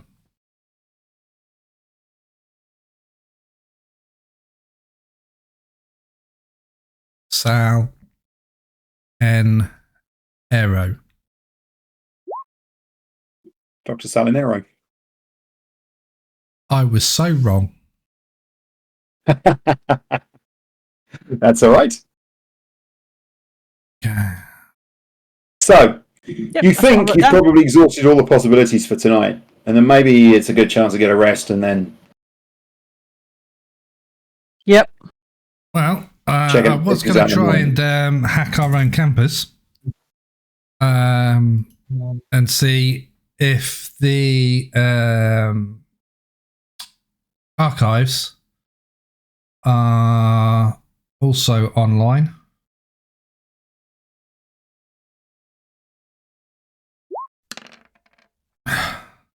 Fucking hell, I can't even pick my own nose with a computer tonight. But yeah, I can't get past the campus firewall. Yeah, I mean, so basically, the thing is that there's very much the attitude, which is a lot of this stuff is about sharing. But you kind of wander through some files, and you wander through some files that you maybe shouldn't have access to. but you don't think that there's anything particularly with. You're just not seeing that stuff digitized. Okay. Some of it you're sure has been, but probably not much of it. It's entirely possible that large quantities have not been digitized, or if they have, they're basically put into offline stores. They've been digitized, put onto archive quality material, and I look at Grace before we decide to retire for the evening. I look at Grace in one last ditch attempt to try and get some more information before we put our heads down on a pillow, and I go, what are those old-fashioned things that come up on a display, and you have to get like a negative to enhance it to bring it on up, and it's got all newspapers from bygone age, and I'm rattling through a shitload of stupid names, and you know what I mean. You can go to this thing and you kind of put a negative in. And I'm trying to think what they're called. I don't know what they're called, but I know what you mean. I know the machines. I think. So I pack up all the bits and pieces, and I walk around and see if we can see the microfiche machines. And if there are any that's the word. in Microfiche room. the library. You know, put it in the chat for you. Hasn't popped up yet. No, I sent it to her. Oh. So then you could say microfiche, and then you would go, oh, okay. Yeah, microfiche. Microfiche. But instead you went, oh. I was like, look at the fucking shirt. So we have a look around, because I know what I'm looking for. I just can't think of the name of it. Is have a look around. Do I see the machines? There is an archive room and some microfiche machines, but that room is actually shut and locked. Right. Okay. In that case, Grace. That material is quite precious. Grace. It says on but the you also side, need to know what you're looking for. Machine. So that's the word that we were looking for. Microfiche. Yeah. Not what's in my underpants. All right? Yes. No, big fish. Big fish, little fish. Before you say cardboard box. Microfiche. Big fish, little fish, microfiche, yes. Microfiche. Yes. Big fish, little fish, Okay. microfiche. Now, for God's sake, let's not talk to Andy about this. So, Mr. Aubergine, man. Okay. Mr. you get your Aubergine. head down for the night. Yeah. You get your head down for the night, and Fish, you have one of the burning nightmares. Have a burning nightmare. You do. So the following morning, the two of you get up, and you're both really, again, you want to be on it. And it's another day for this Thursday. It seems to be that everyone else is still busy with their exams, but the two of you meet up. Now, what day is it? Sorry, can I just check? What day are we now on? It's Thursday. Lovely, lovely. Thank you. I'm happy. I'm a happy camper. So yesterday was Wednesday. 2 days ago was Monday. Yep. As I said, it was a Monday. Today is Thursday. Okay. So. Yeah, I text Grace. I'm going for breakfast. I need breakfast. I'll meet you over there. Yeah. Yep. Grace grabs her backpack and a baseball bat. Even though she doesn't play baseball, but she's always carrying one. Grabs her baseball bat and stuff. Yeah. Heads out of the room. I think I'm going to stick my stun gun in the man bag. So what are you going to do? Are you going to go and see Dr. Salinero first? Or are you going to go to the Pine Box Gazette? You're going to nip down at the Pine Box and go to the Gazette? No, I'm going for breakfast first. Okay. You're eating breakfast. I'm having breakfast. I'm a grown girl. Said you're eating breakfast. Yeah, well, whilst we're There's a lot of momentum in breakfast, guys. There's not a lot of adventuring in breakfast. Well, whilst we're having breakfast... There's not a lot of adventuring in breakfast. Well, whilst we're having breakfast, I'm going to try and hack the Gazette again. Right. Yes. Okay.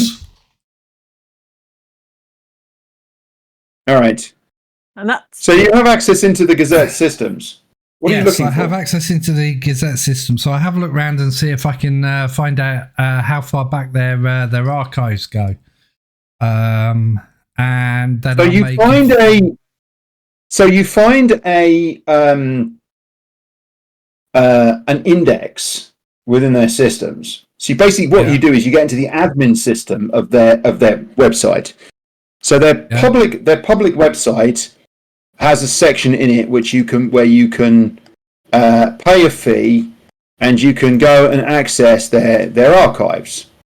So you worm away into their admin system, and what you do is you poke about and you find an index, and the index goes back to 1835. You're like, this is great. But what you quickly realise is that digitised records only go back to about 1970, and that everything else is an indexing system, and you think actually is microfiche. But you would have to go to their offices to speak to them to have a look at those things.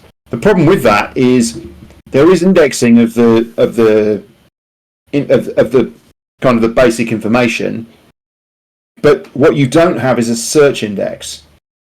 So the thing that's frustrating for you is being able to search. The stuff from 1970 onwards has been scanned and OCR'd, and so you actually have a search index. You can search the stuff. But beyond that, but before that, you can't. There's indexes into dates and times, but not actual. And so you can go look at it, but it hasn't been scanned and OCR'd. They're a tiny little town newspaper. They just don't have the resources. Obviously, working back through it. But it's nice to know that they go back to 1835. So that's a good lead. So it wasn't a complete waste. The next, I'm thinking county records. Where would they be kept? So I Google East Texas University county records. What comes up? You know that the records for ETU itself and for those records are with the archivist. She will have that stuff going back. So Dr. Salinero will have that information going back. Okay. However, actually, for the county records more generally, that will be in Pine Box. Yeah, I'm thinking what was here before. So it would be under the Pine Box Council. What do you mean by what was here before? Before the university was here, what was on this plot of land? Before the university? Yeah, and before the Women's Institute. Before the Women's College in 1850? Yeah, so before that, and before that again. There will be county... that will be with the county records. Right. So once Grace is having a bit of black pudding, I'm going to and a sausage. Schnarf, schnarf. Let's have another go. Balls. Oh, thank God for the wild guys. You got to understand at this point that this stuff just is not archived that far back. It's not digitally available. No, it's just on microfiche. You will have to go to the office, and it's archived. Yes, thank you. Thanks. Yeah, it's archived, but it's just not digitally available. I mean, this stuff just hasn't been digitized. The problem with a lot of these records is that the cost of digitizing them, of OCRing them, of cleaning up the data, of cleaning up the images, it just isn't worth it. For the 2 people a year who might bother to ask, it ain't worth it. Right. But from a historical records perspective, the people who are likely to be most interested are scholars at the university. Okay. I'm just going to say, Grace is finding it very. Sorry, Grace is finding it very handy that Fish is distracted doing all this hacking. While he's doing that, Grace is snaffling his bacon, all the stuff off his plate that she can snaffle. She's basically stuck a Well, fork like in, he's sitting winked there like it that, out. and then he's munching on a piece of bacon like that, and then he reaches out and he just goes. It's like his hand just sort of like doing that on the plate because everything else is gone. yeah. So I Where's my basically links? Where's my links? I've snaffled all his bacon and his mushrooms and everything that was left on his plate because, you know, he's Oh, obviously thank too God for busy. that. Those mushrooms was too slimy for me. No, they're nice. Not that I know about it. I just think that I've actually eaten them because I'm just invested in what I'm doing. I don't see anything outside of that. And the price of bacon they give you is so high, you know, you wouldn't notice. Yeah, I look at my plate and I go, Grace, I've finished. Shall we go? Decide where to go from there. Grace licks her lips and uses a napkin. Yeah, I think we should head off. I think she's on campus, so you're going to go and see Dr. Salinero. Yeah, we can take a walk and burn off some of the calories that I've just consumed eating a whole massive breakfast all to myself. So, no problem at all. No problem at all. You head off to the Dr. Patrick O'Brien admin building. Yep. And you're not actually quite sure where her office is. You actually have to ask the receptionist. You have to go to the front of the building and ask the receptionist, and they tell you it's on the 3rd floor. And you find the office, and Dr. Salinero has just arrived. She's kind of sitting, the door is open, she's sitting at her desk, tapping away at a computer with her and sipping on a coffee. Is she anywhere close to Glenn Mack's offices? No, she's not. She's elsewhere in the building. Okay. And she looks up at you. We could drop some of the equipment back off, you see. So she's we'll do that she's first. kind of a middle-aged Native American woman. She's quite well dressed, even for a faculty member. She's nice. She's dressed nicely, which is not something that a lot of the faculty are quite casual in the way that they dress, but she's dressed very professionally. And as you come to the door and you kind of knock on you and you look in, she looks up. She's sipping at this cup of coffee that she's got in a kind of takeaway cup that she's sipping at. She puts it down on the desk, and she sort of turns with her glasses and she looks kind of through the top of her glass and looks at you. Hello, good morning. Hey, can I help? Hopefully. On her door is a plaque. It says Dr. Ella Salinero, archivist and historian. Hopefully. We need some history advice. History advice? Yes. So as you're an historian... Those who ignore history are doomed to repeat it? They always are. Yep. Basically, it's a true fact. It is. Indeed. I think even Einstein calculated that. I don't know you. I know you, surely. Where do I know you from? The football. Yes. But you? I don't know. Is it Grace? It is you Grace. Don't know me from the football either. Welcome, I was Grace. the first one to invade the pitch after Grace's first winning kick.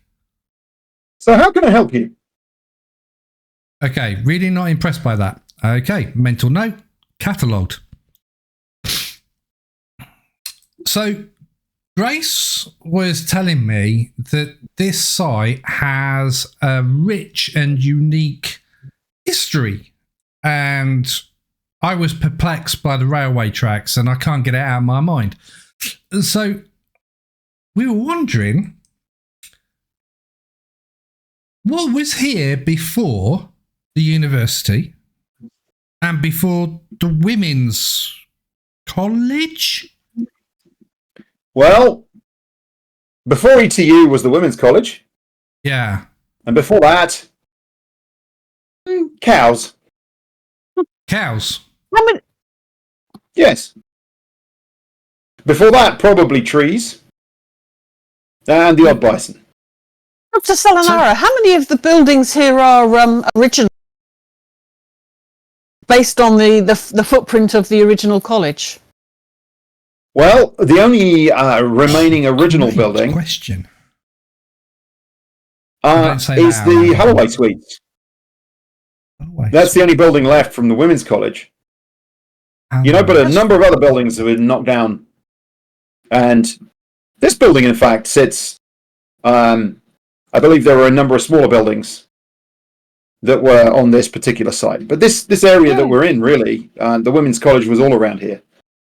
I'd heard If I remember many the of the map current correctly- buildings were on a footprint of the original college buildings. Oh, no. Nothing is on the footprint. I mean, our modern buildings are far too big, really. I mean...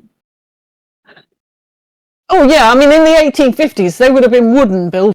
I mean, these days, you're going to need big... God, my mind's gone blank. Microfiche. Foundations. You're going to need big foundations. If you'd have dug all the space out, I'm not saying that there's anything original what was here, but I think as my understanding was they tried to sort of kind of follow some of the places where the original buildings were, didn't they? No, pretty much all of this over the last 50 years has been churned up, rebuilt. Since the Second World War, when the campus expanded, some of the old buildings, the few remaining old buildings, were knocked down. There was a period of time when there were some blank spots up to kind of the mid to late 90s, but pretty much then everything was rebuilt. What are you looking for in particular? What are you interested in?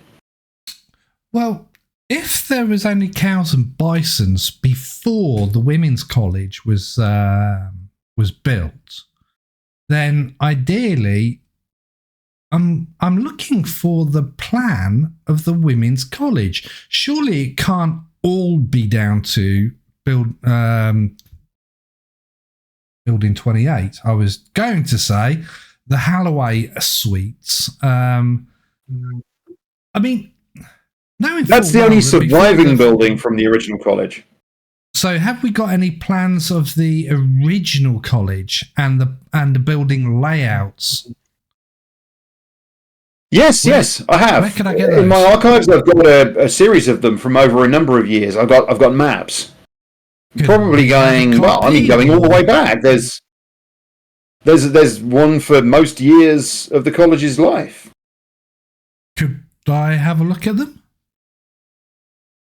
Well, I'd have to go and get them. Could we? They're in the get them archive. on your behalf? No, I'm sorry, you can't. Okay. But is there anything in particular, any particular building that you're interested in? Well, we're trying to find what period of time?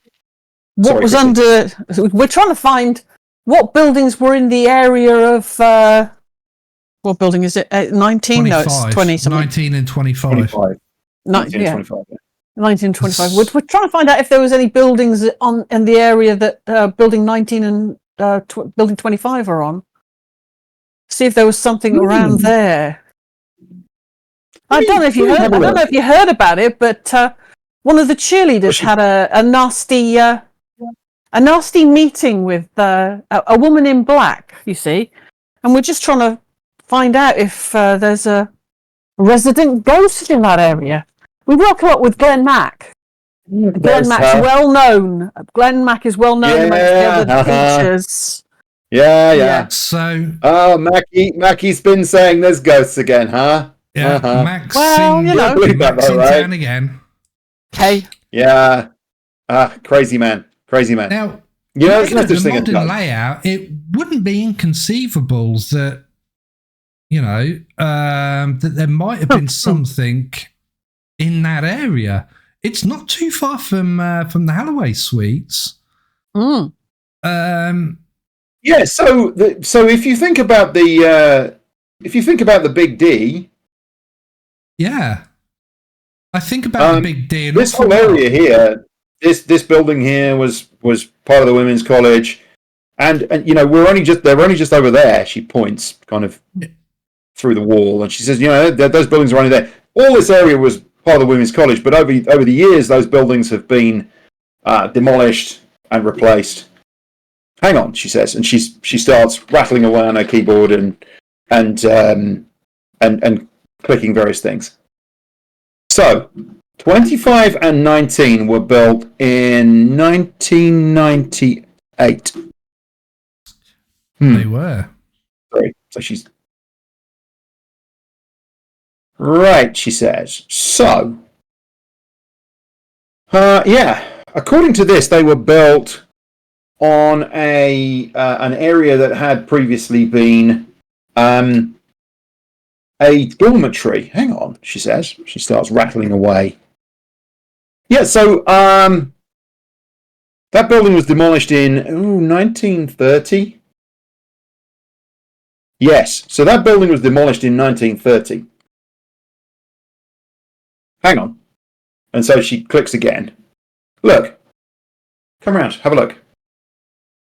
And she shows you a picture of a front of a building. So it's a 2-story building.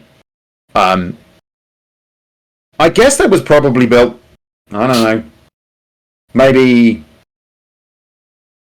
somewhere between 1890 and 1910 would be my guess, but probably slightly earlier than that. It looks, the state that it's in there. I think this picture was taken around she looks a little thing in the corner, 1927 I think this was taken. And so there's this 2-story wooden building, which is typical of its time. I don't have a picture to show you. I'm describing. I'm afraid to say we don't have photos. Okay. Is there any figure in the building, in the picture? Yeah. So so she said this was a dormitory building, but this was unique.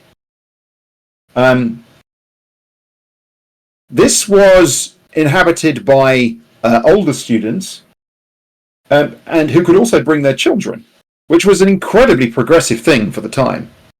I believe it wasn't originally built for that purpose, but I think around 1910 the college decided that it would be good to attract young mothers who had a lot of academic promise and could bring their children with them, so that there were play spaces within, and there was a small schoolroom, and the place was kept. Anyway, so she shows you this picture. Would you like a copy of this? I can email it to you if you like. Oh, that would be brilliant.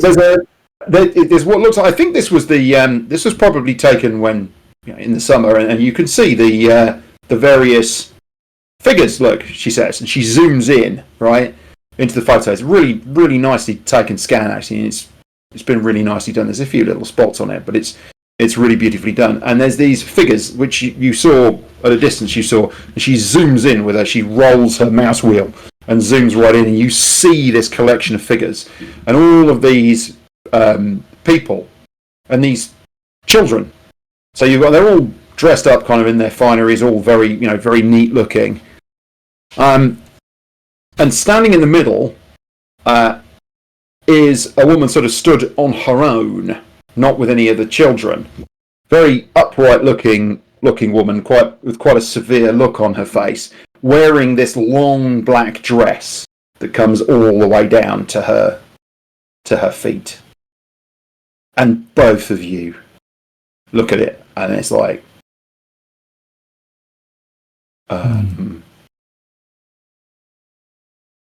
and she notices this.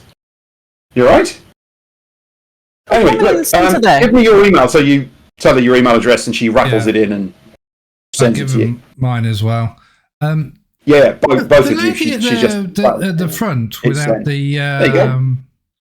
The lady at the front in the long dress. I would imagine she would have been the headmaster, the matron, maybe, of this dormitory. She would be the house mother. The house mother. That's what they were called. Yes. For each of the accommodation houses, there was always a mother or a father. They were the master of the accommodation. Okay. Is there date? They were always, on of course, for all when the female photograph accommodation was work, they taken? were always women. It was only when he went educational all that changed. Is there a Sorry, what did date you ask? of when the photograph was taken? Yeah, she told us Yeah. 1927. 1927. Yeah. Right, that would explain because whilst we were waiting for information to come up and what have you, when she said about 1927, I was googling ladies' fashions, Texas 1920s, and a bounce that came back was 1924 and 1927. The ladies' fashions changed in 1927. Most ladies had dresses that stopped midway to the knee. Oh yes, of course. But in I'm explaining to you as the dean. This is what I found on Google. Okay, Right. So you're going in to 1924. It was a lot narrow? lower, but it wasn't floor level. It was just above the ankle. Flapper dresses. Yeah. Yeah, so it The would 19 make the Roman sense to 20. fish.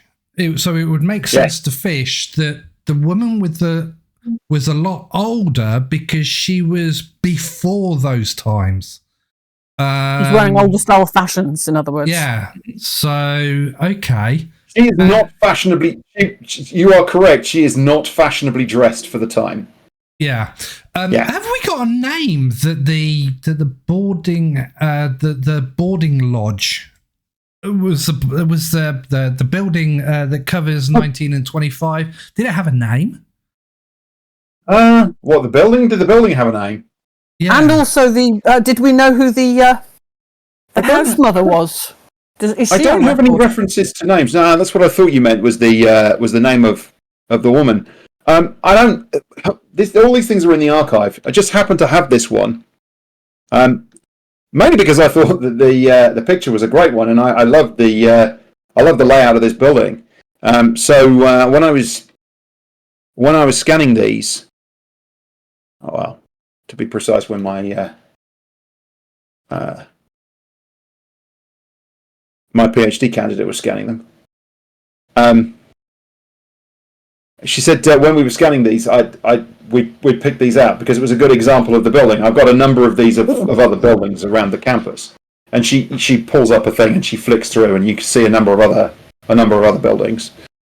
So I guess it's just chance that this one happens to have some people in it. It was very lucky for us. This really does help. And you can see Very good. So what are you working mobile on? phone zooming out, zooming in on the picture because you heard his phone go ping. You know. Yeah. And, You've got the picture now, so you can. yeah. And it's what she sent you is a really good quality scan. She sent it at full resolution, so so it's pretty damn good. You can get zoomed right in there and see the details. Oh, that's brilliant. And I take it you don't have a name for the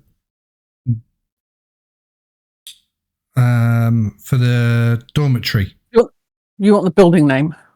Yeah. No, I don't. I just have a number. Oh. But what that's was the part number? of our cataloguing. Oh, it's our reference number to the building, not the Yeah. original reference. It's 137B. That's my cataloguing system. Please don't Yeah, take that as any relevance to anything. yeah.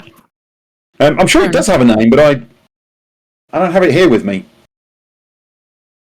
Would you be able Okay. to pull out that information for us during the day sometime when you're down the archives, maybe? And if we're allowed to have some copies of those, if you could send across any maps or anything that would give us some information about that building, it'd be great for us.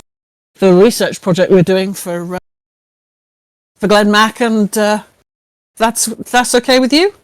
You know that man's mad.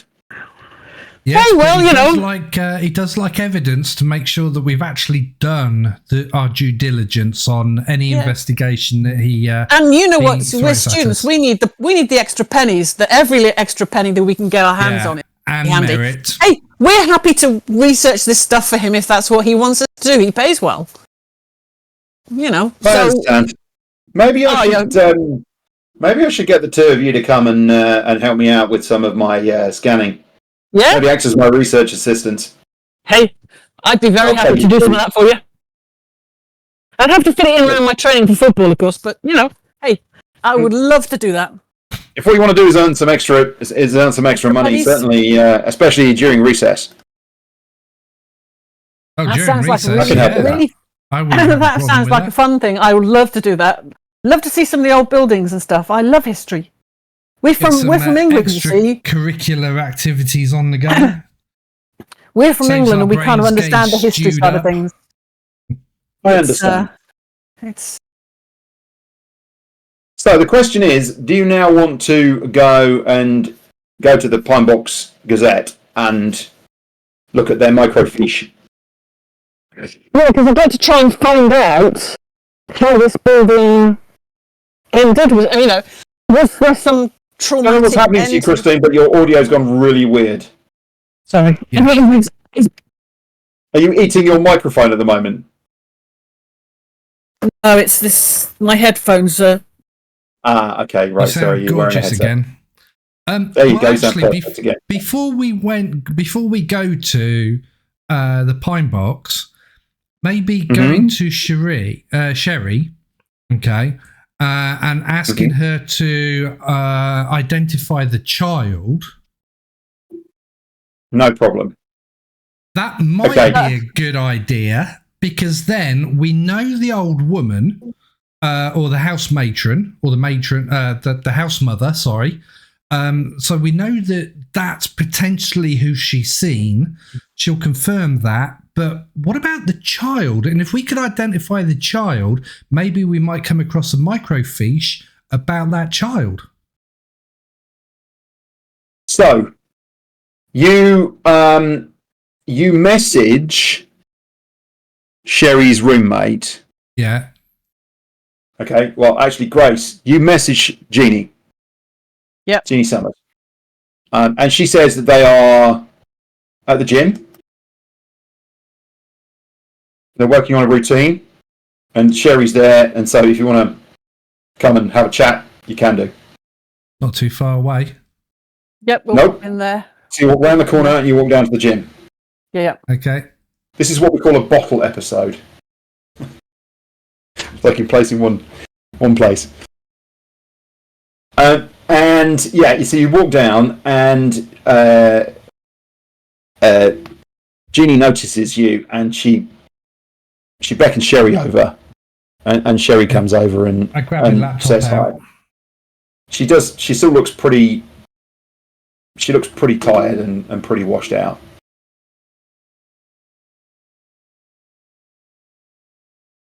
Hey, I've been Sherry. taking it easy, but things are really improving. I'm getting a lot of my movement back, which is good.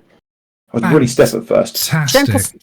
Gentle stretches always a good thing. Yeah, I haven't been doing, and you can see the cheerleading team like throwing each other in the air, and like I've been avoiding that. But I've been working, I've been keeping myself supple. So it's good. This is just look, and she literally bends over in front of you, Fish. She literally bends in half and puts her hands on the floor. See, That's good. I'm getting the full range of movement back. That's right. One thing, okay. Get someone to give you a massage. Okay, it will really help. I'm not offering, but Grace is actually going for physiotherapy. Are you going for physiotherapy? I am indeed. Yeah, so Grace would be able to maybe help with your rehabilitation. So maybe, I've certainly picked up a few tips and hints for the make a guys on the team. night, get some scented oils and stuff going on, and maybe a good workout on the back might actually help you. But I would seriously recommend not doing that one again, just in case. Okay. Great, thank you, and thanks for stopping by. And she turns to walk away. Hey, Sherry, just Sherry? 2 seconds. Can we just Come back. We've, you need to look at something. Yeah. We've been doing a little bit of research. Now, Yeah.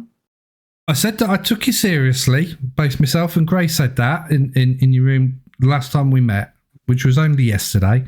Okay. We found the woman, but we need to find the boy. And what I mean is, we found a picture. We found a picture. So please don't be alarmed, okay? And I zoom into the old woman. Right. That's the old woman? She's not an old woman. Sorry, that's the woman that you saw beating the child, right? She looks, and you can see this look of horror across her face. It's only a picture. It's only a picture. Nothing can happen. You're safe, okay? But what we need to can you please make a persuasion check?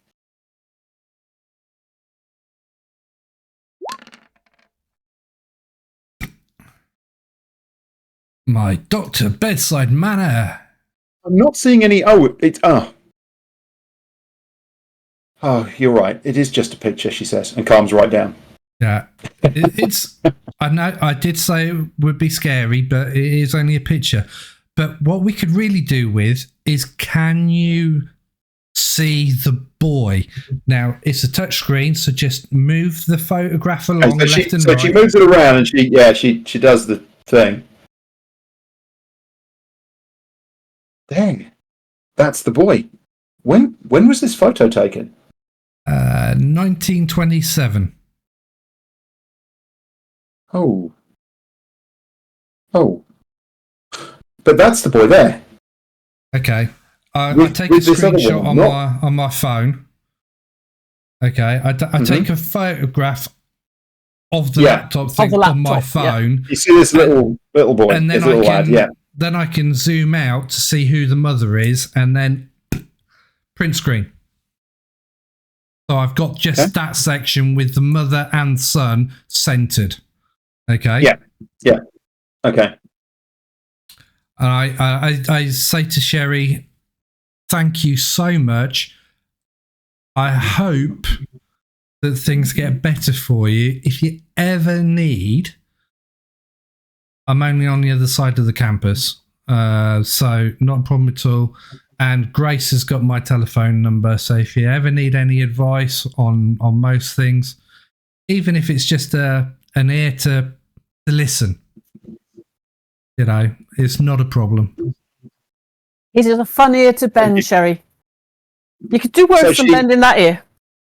She turns and wanders off. Okay, I'm going to call it there for tonight. Yep. It's a good place to do. We haven't even got to any of the details. That's fine. It's fine. It's absolutely fine. It might be me next session. It might be Anthony. I don't know. We'll see what happens. But cool stuff.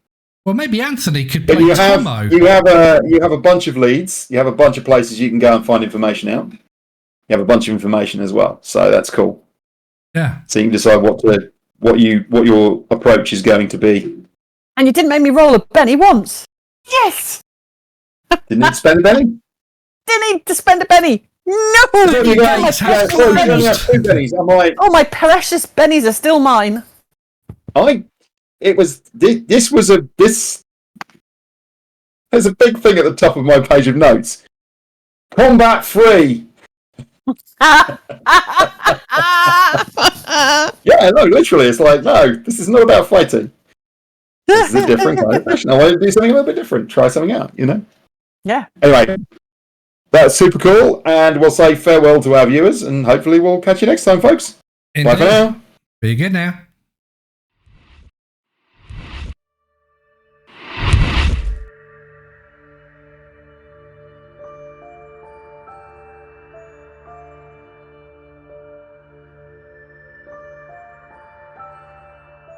If you got all the way to the end, we appreciate your support.